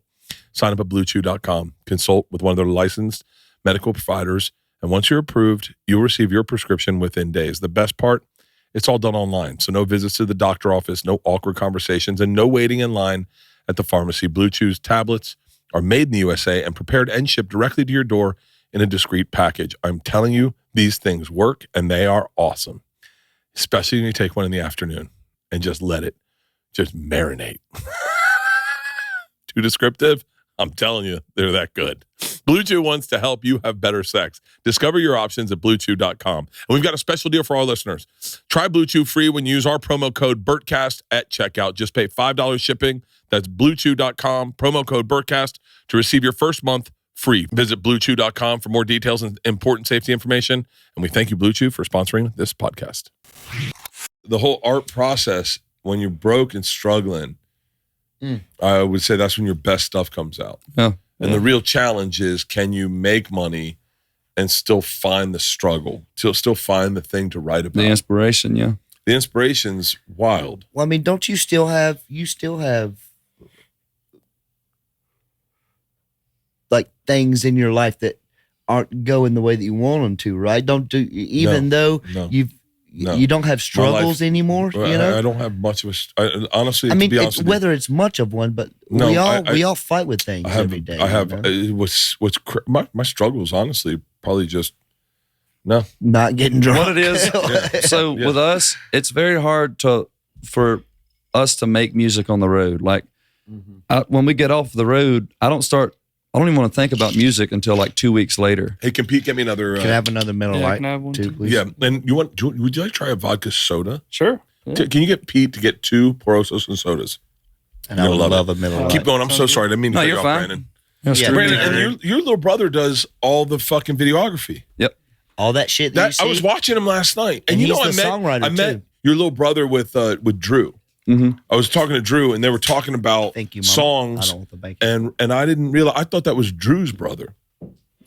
Yeah, your last name's Nix, and I was going through I was listening to music on the plane, and then the lyrics come up with which is actually the coolest part of iTunes, is your lyrics come up with the songs, which is really cool. It's almost like an audio book that means something. Yeah, and then your names would come up at the end, and your brother's name would come up, and I'd be like, I thought I met your little brother as his little brother. I fucked that up, and then this morning realized it was your little brother. How many? Just you and I your have brother? 2 little brothers and 2 big sisters. Really? Matthew is the middle child. I'm the oldest, and Matthew has always been a songwriter. He's the oldest of the boys. He's got older sisters. Yeah, I just said that. Oh, you said that you were the oldest of the boys. Yeah, of the boys. But yeah, Matthew's always been a writer, and he's went to a film program in Thailand. It was like a 3-month program, and went out there and learned the art of videography and everything. And he's always been behind the scenes this whole time. You know, we've always been playing his songs, and from day one. Yeah, I mean, Heavy Heart to Forgive, fucking the shit that we used to play back in the day. What's the one? Night Till Things Get Right. Yeah, Till Things Get Right. That's him too. Like, really? Yeah. He's been a writer. What about your sisters? Do you want one? No, I'm good. Thank you, though. You're good. You're good. I'm good. Oh, he wants one real bad. Don't fuck it up. I said that to you guys last night. Don't fuck this up. Because you guys are good. You guys are good. We fucked it up before, dude. Yeah. No, I can't believe I was that. like I say, we all. I heard you on Theo's podcast. You said there's a responsibility to go out to your audience. Yeah. Perform a great show. And so you can't hold it together for an hour and a half, and you don't even need to be on the road. Drew last night he had like a beer before you went on stage, 2 beers maybe. 2 beers. And I was like, oh, you guys drink before you go? No, I'm just having a beer. And I was like, oh, like a grown up. Yeah. Like I've seen people get murdered before they go on stage. You guys came out, you were drinking water on stage. I was so fucking happy. Just kind of, I don't know, I kind of grew up in poverty a little bit at times. And the fact that people they pay money to come see us, and they travel and they make all these plans. And it's like, you're going to do all of that, and then we can't even perform for you? It's not fair. Don't really sit well with me. So we've always taken that very seriously. I like to play, too. Yeah. You know, I really enjoy getting to play the drums. I fucking love it. It's what I'm put on this earth to do. Buddy, you emote that. You emote that the way a fucking dolphin swims. I'm being serious. They have sex for fun. Listen, dolphins, no one fucks with dolphins.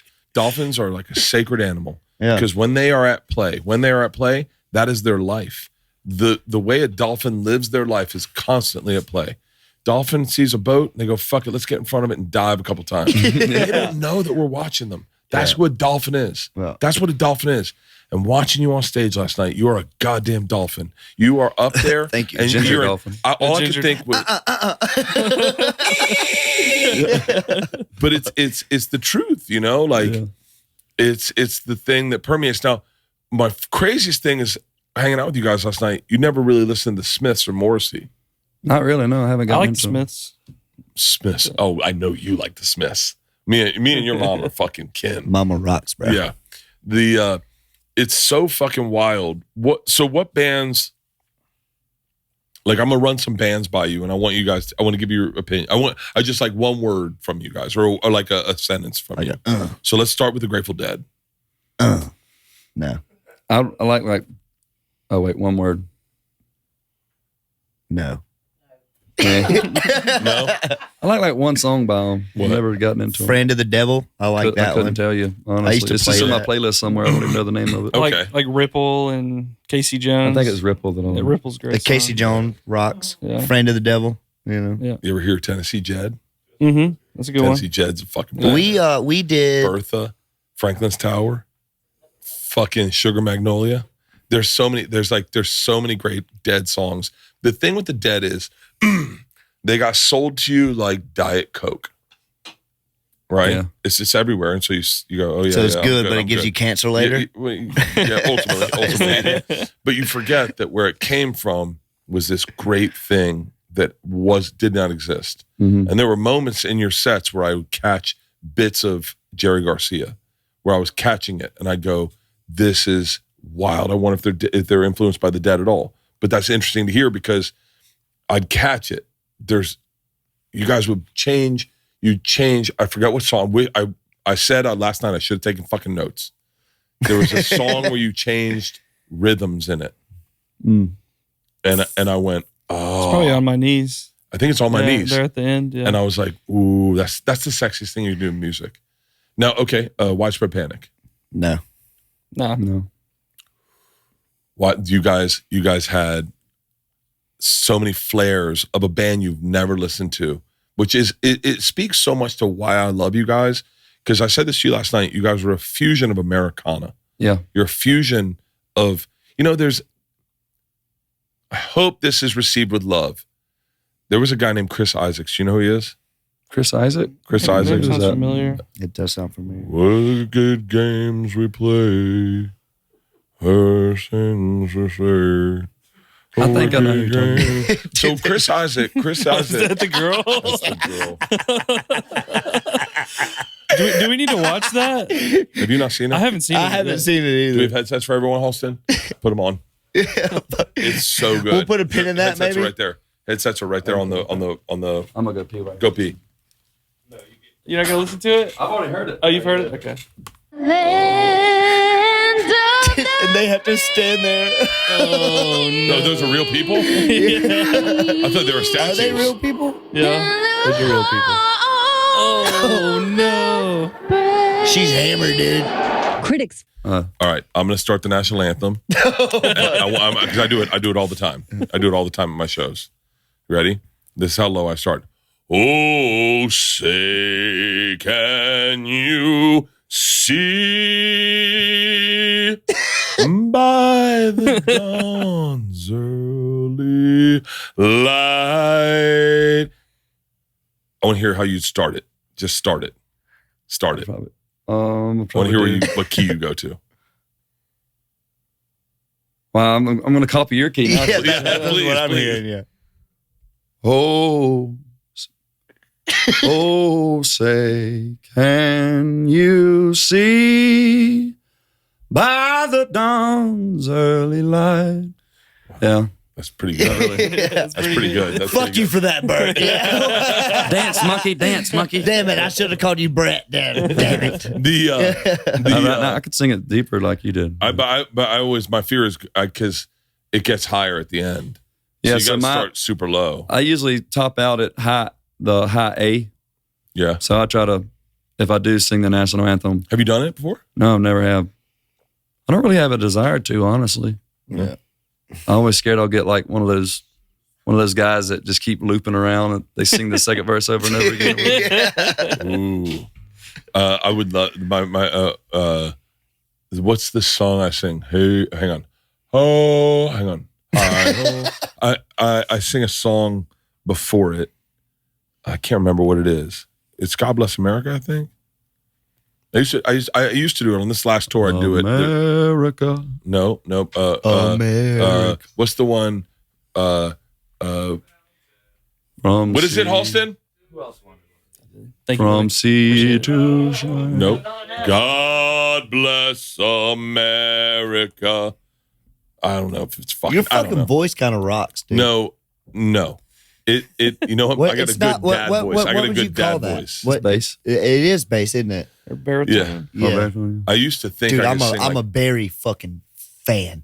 Uh, Baritone sax, dude. Oh, yeah. my God. Yeah, and that voice, I love that shit. So wait. So okay. Otis Redding. Love All right. Otis Oh, yeah. Redding. All right. Great. That was one thing that Dave kind of taught us in the studio because we're used to going in the studio with like a solid plan, have everything rehearsed, knock them out because it costs money, you know. Perfection. Dave gets in there and is really laid back, and he'd say a few times like, "You guys are thinking way too much about this." And I was saying something about a vocal part that I didn't like. He's like, "Let me show you something," and then he pulled up an Otis Redding song, What song? "These Arms of Mine," and he was like, How pitchy. He was sharp right there. Yeah. His voice cracked right there. He's dragging. Sharp. He's dragging. Flat. Yep. Yeah, He's dude. flat. And he pointed out throughout the whole recording, he was like, but that's one of his most famous songs because it's the emotion that counts, the It's real. performance. It's Yeah. how real it is. Not how perfect you can get it. You know what I mean? Yeah. It's who was singing? Was that Mom? Yeah. it was Drew. No, that was Otis not Redding. Mom. Otis- Hey, Drew, you're not on the podcast, man. You just Yeah, need to. you sit over there and shut the fuck We up. had some turbulence on the plane the other day, and he screamed like a little girl. is the imperfection is the perfection sometimes. Dude, that's Yeah. my favorite thing about music, I think, is the human aspect of it is the imperfections that happen. Mhm. The push and pull that happens between a drummer and a singer or the drummer and a bass I love player. when we get in our groove. Yep. The push and pull, man. Like I'll sing a little faster, and then John just, we kind Yeah. of just find that spot, and then we're just Yeah. locked in. It's, yeah. Really? There's no click. There's no metronome. And It's- I hate to go and see a concert and I can tell that they're playing to a click. That's not fair. Yeah. You know, because you're trying to be perfect for something that I'm not looking for perfection. Yeah. You know, a song can be perfect, but be imperfect, and it lives in this place. And then you go and try to do it live, and when you're playing with a click, it just takes you away from it. You know, we're not machines. There's some bands you go see, and it sounds just like what it sounds like on the radio when you're listening to it live. And it's Yeah, like, and I'm not Well, there for that. there's some. I'd argue both sides. And there's some who are studio musicians. I saw a band called Cold War Kids. Oh yeah. And they were all sitting in chairs around in a circle. And I was a big fan of the band, but I wasn't a big fan of the show. Then I saw Modest Mouse. And Modest Mouse played it like it was on the album, but they were having fun with it. Yeah. And it was Modest Mouse was one of the best shows I've ever seen in my life. I was going to ask what that and was even like, but my favorite thing is what you guys do. I know I brought up, and we'll pivot from this entirely. What do you think about the band Wilco? I love Wilco. Billy Bragg, dude. Billy Bragg, bro. I had a Billy Bragg moment with you last night. Really? When you came out, Dude. 100 California Stars, buddy. When you came out, Encore happens. You guys go He off wasn't stage. supposed to do that, by the way. You came out with your Drew was electric guitar. pissing, and so he had to come out and do one by himself. Really? Yeah, Drew was in the bathroom. It was too long. pretty fucking amazing. On an electric guitar, because on an acoustic guitar, it makes sense. Electric's harder to sing too, I think. At least it seems like that to me.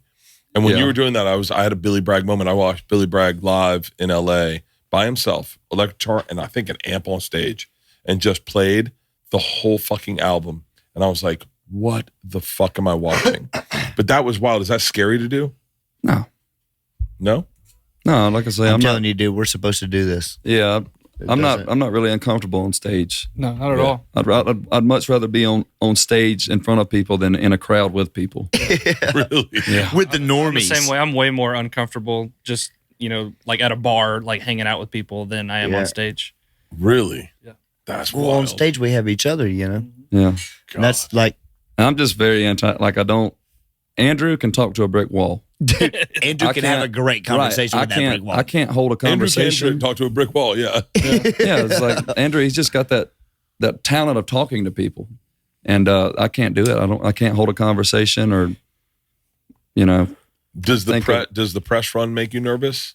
what do you mean? Like when you do press for I know you guys are doing We some haven't stuff really this done morning. press runs. Really? I I think I'm getting used to it. Like I hate it. normally would have been nervous about doing something like this, but now it's just kind of accept. Well, you're It's cool going to too, be what so it's it going to makes be. it easy. We're going to sit down and have conversations and. Yeah, if it's a cool interviewer and they have cool questions. Like, I hate when it's just the same 3 questions. What is What, it? What is the what's same your 3 questions? favorite fucking snack? Yeah, how did the band start? No, that's actually quite original. That's not a bad one. But compared to how did the band form or Yeah, how did what you are guys- your, what I are asked you that one. Keep Oh, going. I was going to say Keep going. I was No, going to. keep going with the other ones I asked. what are your musical influences? Okay, keep going. Keep going. Wow, keep going. What's the other one? You guys get nervous on stage? how do you guys feel about the Grateful Dead? That's one we get all the time, man. Do you like fucking Wilco?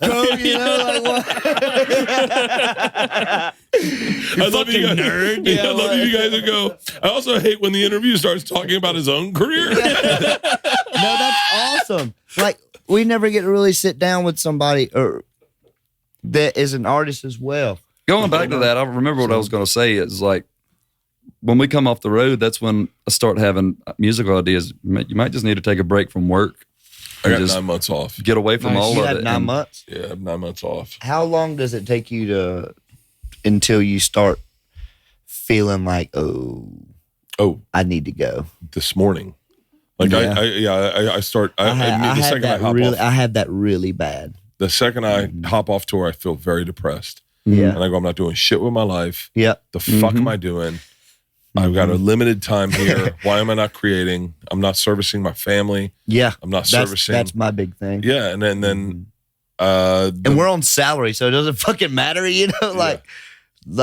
but I feel empty. yeah, you know. entirely. And then there's a moment where I get lazy and I start going, what am I could relax. I deserve to take some time off.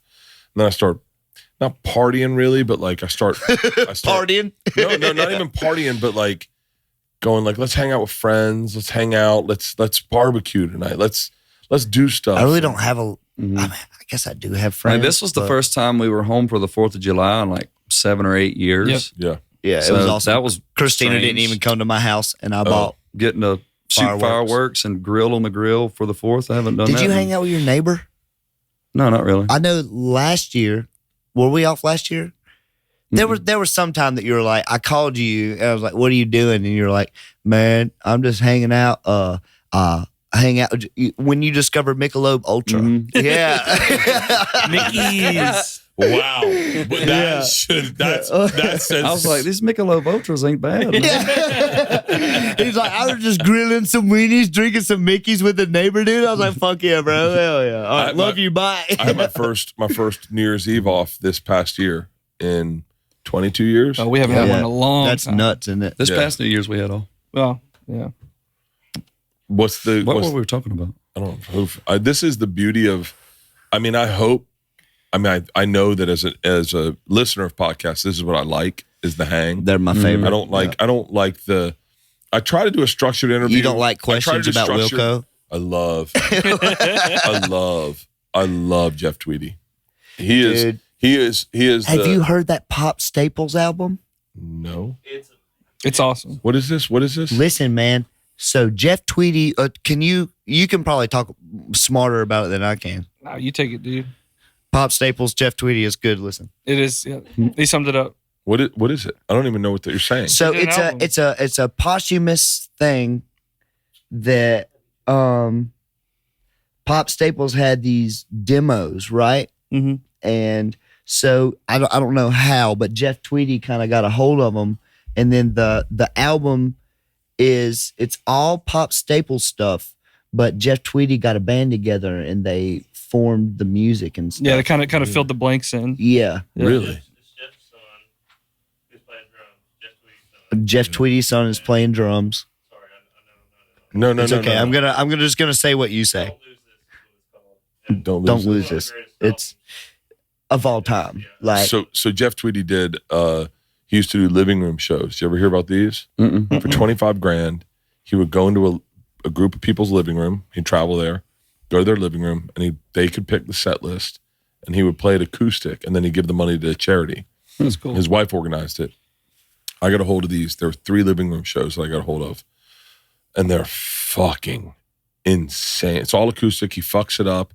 But like you said, the imperfection is what makes it so good. that's because we're all humans, you know. Yeah. Like I think it's different. I'll ask you this. So when you're on stage doing your thing, your imperfections, I guess you would call a bomb, you know? No, right? No. Or so the imperfections sometimes make it better.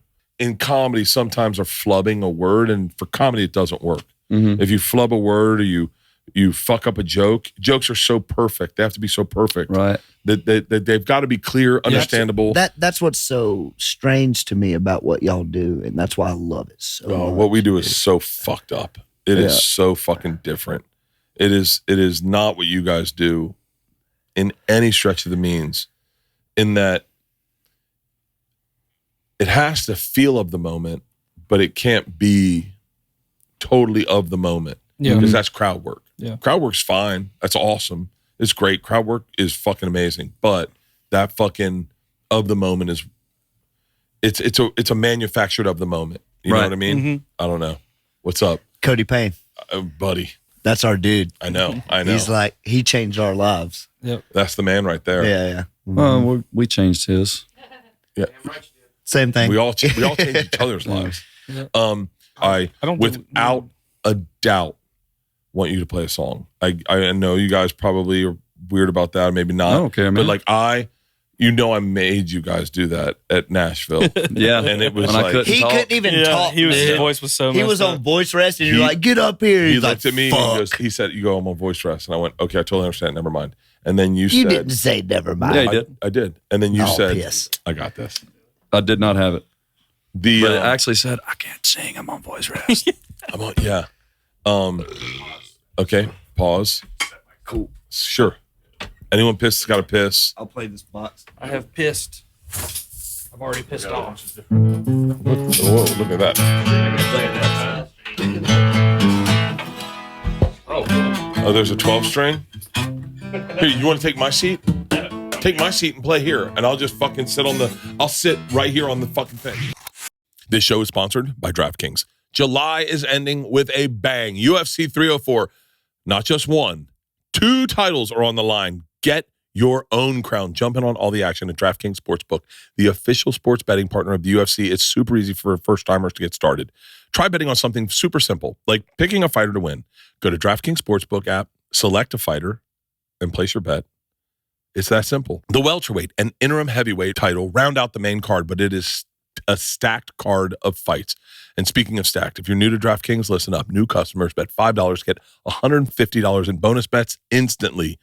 Guys, this is how you enjoy the UFC. I'm telling you right now, these fights are awesome. We have 2 championship fights. You have Leon Edwards versus Bilal Muhammad, which is going to be awesome, and Tom Aspinall versus Curtis Blades. But I also would like to remind you that my buddy, Paddy Pimblett, is fighting Bobby Green. This is going to be a fun night of fights. Download the DraftKings Sportsbook app now. Use code Bertcast. That's code Bertcast for new customers to get $150 in bonus bets when you bet just $5. Only on DraftKings. The crown is yours. This show is sponsored by BetterHelp. Comparison is the thief of joy. I read it on the internet, and it's true. It's easy to envy other people's lives, especially on the internet. It might look like they have all their stuff together on Instagram, but in reality, they probably don't. Therapy can help you focus on what you want instead of what other people have, so you can start living your best life. I remember watching an influencer eating a meal. That was one of the craziest things I've ever seen. And as they were taking their videos and pictures, they were smiling so big and so large. And then when their phone went down, they went sullen. And I thought, crazy that I allow comparisons on Instagram to affect how I feel about myself, that I'm not living my best life, when in fact, that is just a vision they want you to see. You are living your best life. You just got to be grounded in it. And the best way to do that is within therapy. Listen, if you're thinking about starting therapy, give BetterHelp a try. It's entirely online, designed to be convenient, flexible, and suited to your schedule. Just fill out a brief questionnaire to get matched with a licensed therapist, and you can switch therapists at any time for no additional charge. Stop comparing yourself and start focusing on yourself with BetterHelp. Visit BetterHelp.com/Bert today to get 10% off your first month. That's BetterHelp, HELP.com/Bert. Just bring the case of beer in here. What are we doing? Yeah, I would love that. This is everything I wanted this room to be. Please tell me you're recording right now, Austin. This is everything I ever wanted out of this fucking podcast. When we bought this house, this is it. This is it. This is good times on a podcast. Buddy, I'm living my had a best great life. time. The Lord is smiling right now. I'll tell you that right now. We're doing a beautiful thing here. Who said that? All right, y'all ready? Yeah. No. You just smoke while you play it, dude. Fuck y'all, man, dude. I'm trying to get it away from you. I'm sorry. All right. Drew's got asthma, man. Oh, let's go. All right. Dude, Drew's got asthma. He does. What? We all have asthma. I have asthma. We all have asthma.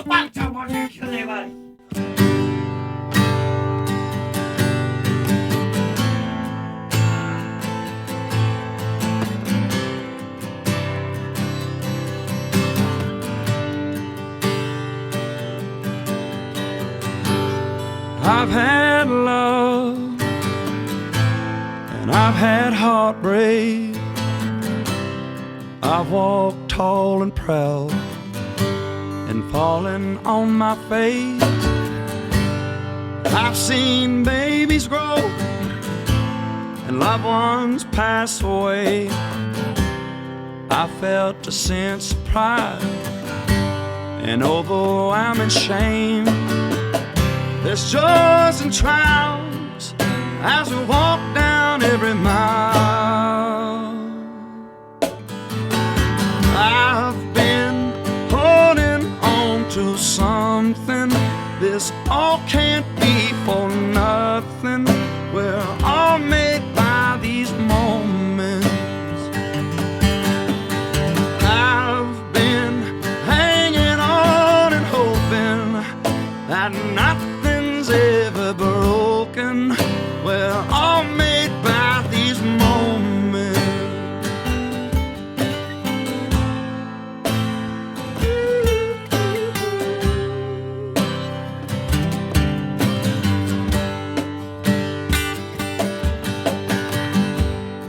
I've been full of life, I've been full of fear.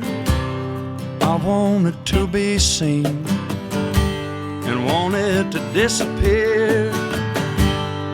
So the story goes There's always highs and lows. There's things you can't explain, like finding beauty in the pain. You know there's joys and trials. I have to walk down every mile.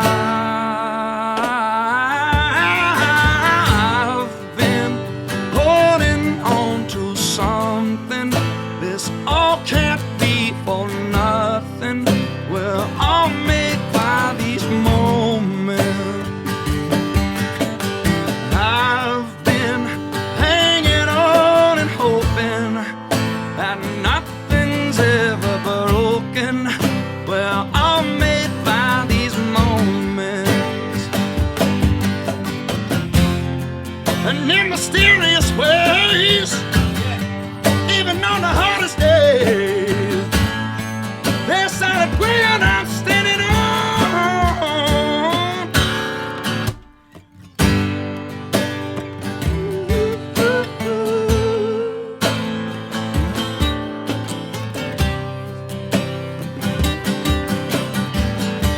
Let's go again.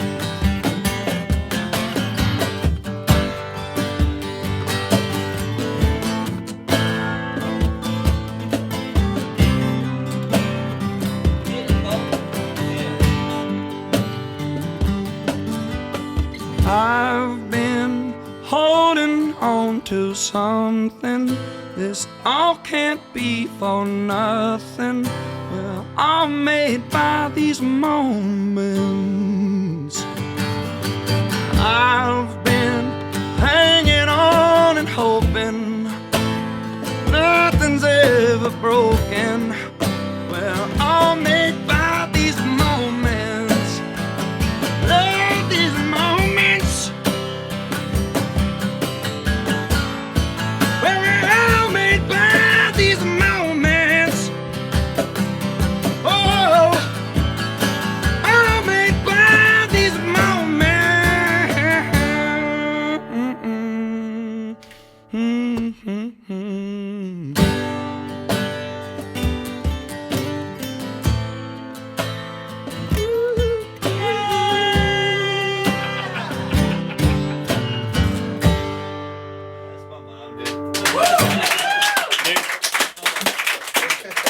I was out of tune after that first verse. Good. I can't be quiet. Y'all couldn't Shit. Hell yeah. Oh, Lord. Oh, no. You ruined the song, Drew. Goddamn, Drew. Played a while. Is that why you grabbed this? Yep. That's why I grabbed this. Yeah, But I did that on a good time. I was like, no. Gotta go. Here, grab him the other guitar. I don't want to lose this moment of having a fucking feeling. Good. Would you like to play another song? Yeah. Please. Is there one specifically from last night? No, hold on. Well, yeah, but I don't know what sounds good like this. But like obviously, I love it. No one else like me. But No one else like me? That's like. Can I get your slide, sir? But you know better than I do. Yeah, we can do it, man. You can do no one else. This should be interesting. Be interesting. We'll just keep the end kind of like we did the album, then without going nuts. Let's figure it out. Do whatever you want, honestly.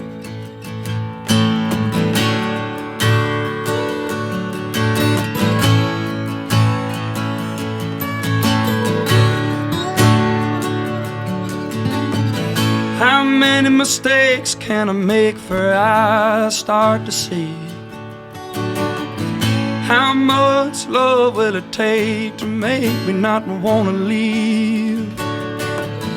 How many tears can I cry before my tears run dry? Will I ever be free? Will I ever be free? Lord, I want to be free.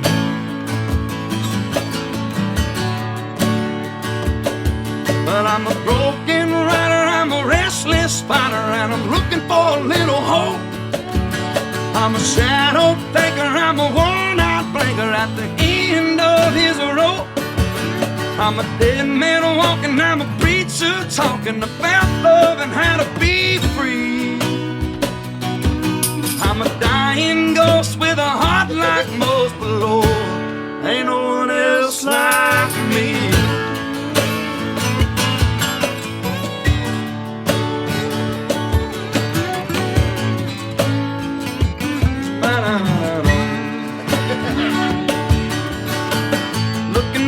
got the promises that I could never keep. I wonder if there was ever any truth at all in me. Sometimes I wanna run away, go start over in another place, but I'd never be free. Well, I'd never be free. I'm a broken rider, I'm a restless fighter, and I'm looking for a little hope. I'm a shadow thinker, I'm a worn-out blinker at the end of his rope. I'm a dead man walking, I'm a preacher talking about love and how to be free.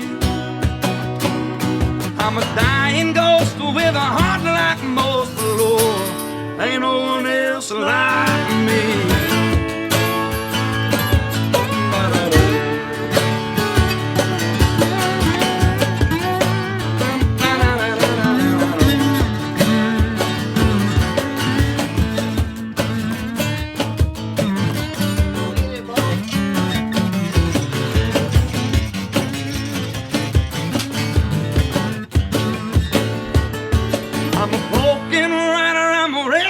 Fighter, and I'm looking for a little hope. I'm a shadow thinker, I'm a worn-out blinker at the end of his rope. I'm a dead man walking, a preacher talking about love and how to be free. I'm a dying ghost with a heart like most, but Lord, oh Lord, ain't no one else like me. Like me, no one else like me.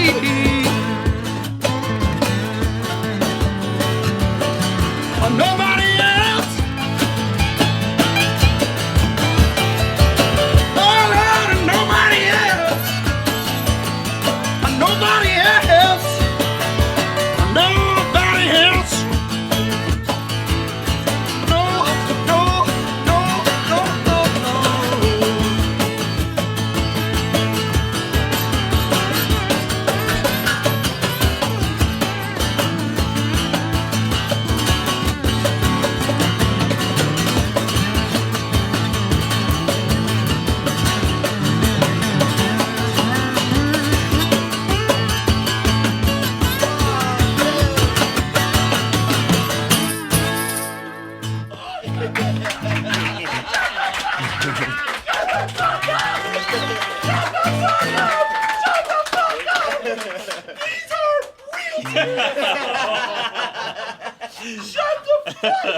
Stop crying, Bert. I can't fucking help it. I'm 51. Real men cry. Real men die. Real men cry. God damn it.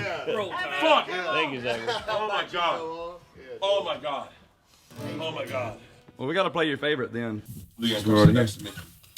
Real quick, I have to say, that song you just played is on the new album. It comes out July 26th. Yep. You can get it anywhere you get albums. Where's the most money you guys make? Where's the most place you make money? Go! Oh! Here's what I would like you to do. Here's what I would like you to do. Listen to me right now.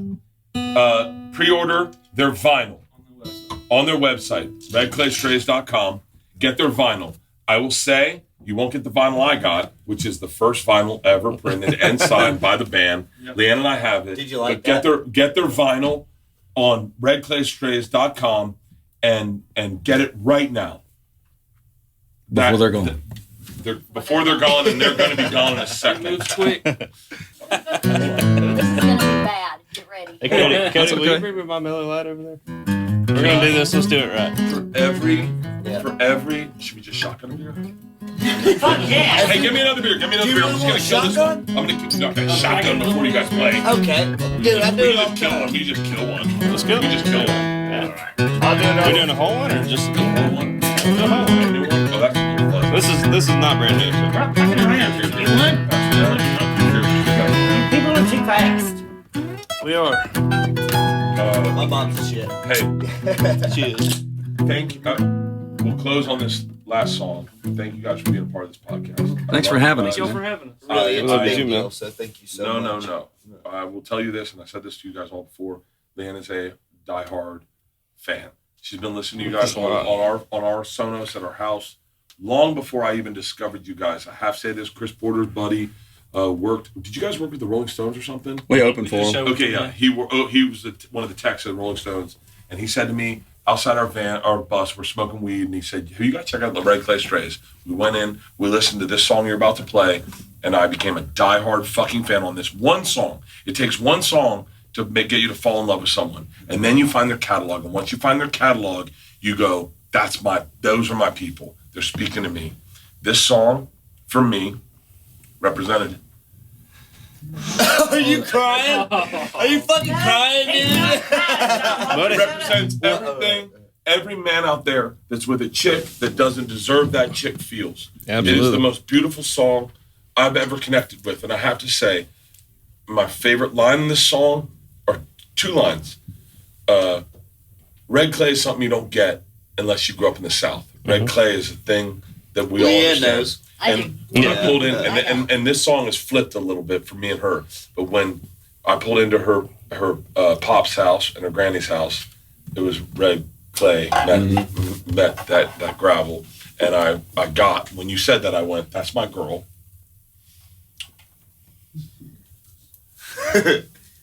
Just play this song. What was the second thing, though? It means Two things. It's really three. I'll take her anywhere she wants me to take her. yeah. That's And right. we're doing a European tour, and Leanne's getting to go with me because the girls are in college. Awesome. Hell yeah, and I that's thought, great. And I thought of your song, and I thought of that, and I said, wherever she wants to go, I'll take her. Yeah. Yeah. Aw. So powerful. They take us too. Oh, Yeah. You know. oh, buddy, she's fucking carried me on her back for fucking 22 years. Yeah. And I know how that is too. Yeah. Yeah, now she come home. How about you? And sun setting on the California coast. Mm-hmm. Yeah. Fuck, it's so beautiful out here.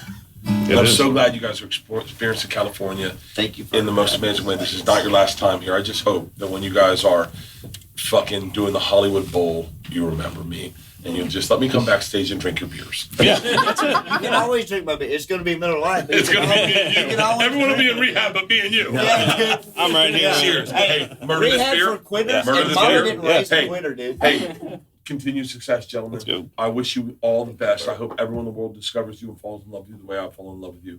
The way that the women we have in our lives that we don't deserve. Fucking, I hope they see a big in deal. you guys what I see in you guys. God damn it, you're fucking brilliant. Cheers. Thank you. Cheers. Cheers, buddy. Cheers, God y'all. bless you, bro. God bless you, Brett. Dude, he fucking sent it to the That's head. why we wrote this song. It was before COVID. It was 2019, but we're playing bars for 4 hours a night, making $120 a man, can barely pay bills, but we have, women that are sticking it through it, and that's kind of where that idea came from. It's like, they're getting the short end of the stick. They really do get the This the whole worst song end of it. speaks to my relationship with this woman. This whole song, Aw. and it connects with me so hard. Y'all So so cute. get ready. My sunglasses are on. You're gonna see my body tremble. And just Good. don't look at me. I'll be staring you boys in the eyes. Look into my soul, Bert. She comes from Silver Spoon, Golden Rule, private school, never miss Sunday church. I come from blue collar, low dollar, out here where concrete meets old red dirt. And I don't know what happened, but it sure don't add up on paper. But when I close my eyes late at night, you can bet I thank my maker. She keeps on loving me, loves me the way I am. She's not just along for the ride, she's my biggest fan. It's a little piece of heaven when we lay down keeps on loving me, and I keep on wondering why. She's got a wicked smile, angel eyes, every guy wanting to hold her close. She's as pretty as sin, like the sun sinking down on the California coast. She keeps on loving me, loves me the way I am. She's not just along for the ride, she's my biggest fan. And it's a little piece of heaven when we lay down at night. She keeps on loving me, and I keep on wondering why.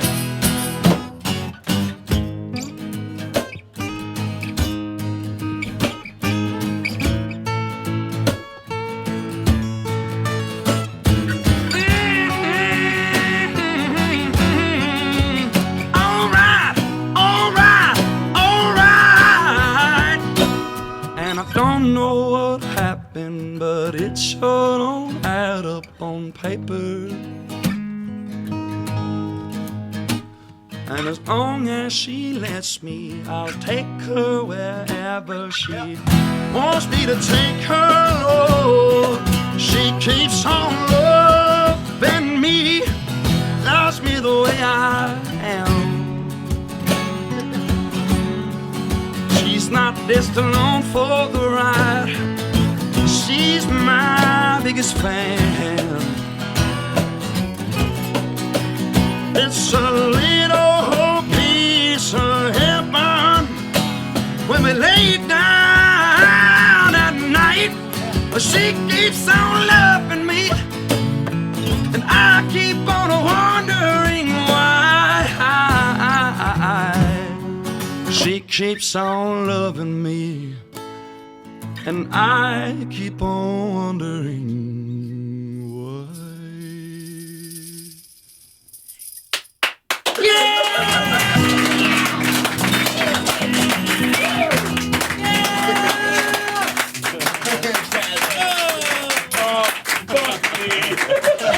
This is exactly what happened at our wedding. He saw the whole ceremony, and then I was like, I don't know what to do. My glasses are fogged up. I'm gonna be crying. Just gonna be like, what the so bad. It's so bad. That was beautiful. Oh, Every song you write is beautiful. Thank you so much, Lee. Oh, thank you. I loved everything you did last night. I've been listening to all your albums. You're just really a treasure, a gift to the world. Oh, I appreciate that. Wholeheartedly. You inspire people to feel. Good. Yeah. They make people feel. Yeah. Hashtag me too. No, Mom. That's a different me too. Yeah, it's a different me too, Mama. If I was ever going to end my podcast and stop recording it, this would be the episode. This is the greatest episode I've ever done. This is a great experience. If I had known when Joe told me to start a podcast 12 years ago or 10 years ago that I would have this moment, I would simply give him a big hug and say thank you. It means a lot to us. This is amazing. I can't explain to you what it means to us. No, it doesn't. It may. I hope one day you get to experience how I feel right now.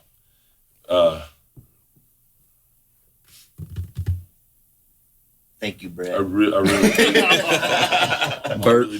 do feel like I got an opportunity to see something, to be with something special. And last night was amazing. This new album is so good. It's so good. Congratulations, gentlemen. Just honestly, thank you for letting a 51-year-old guy come to your green room and hang out with you and texting with me. I know that's weird. But like, No, we got a group chat we now. got a group chat, dude. It's over. I told you. Get ready for the dick pics, dude. They're coming. I've got nudes just show for you, bro. We're gonna cut that out, right? Don't leave it in. Leave it in. Because I'm really sending you nudes. Like, just wait. In the group chat, they've all seen it. They don't care. You know, just get ready, bro. It's coming. I unfortunately have seen John's penis several times. Unfortunately, you'll see mine too. I do a shadow dick pic where it's my dick on it. Dude, I've I've got shadow balls. If we ever get in trouble and they go through our phones and see all this, it's- Yeah, I'm fucked, dude. Yeah. But it's all just me, though. It doesn't matter, He you know. has a feather on his arm. I do have a feather on my arm. Look at that. It's brand new too. Just got it. I just got that. Yeah. That's beautiful. Thank you. I appreciate Gentlemen, it. I'll let you guys go and let's enjoy LA. And thank you so much for doing this. Thank you for having us, man. Love you guys. Thank you so much. I love you, buddy. We love you. Thank you. So, yeah. All right. Great. Great. God damn it. That's the family.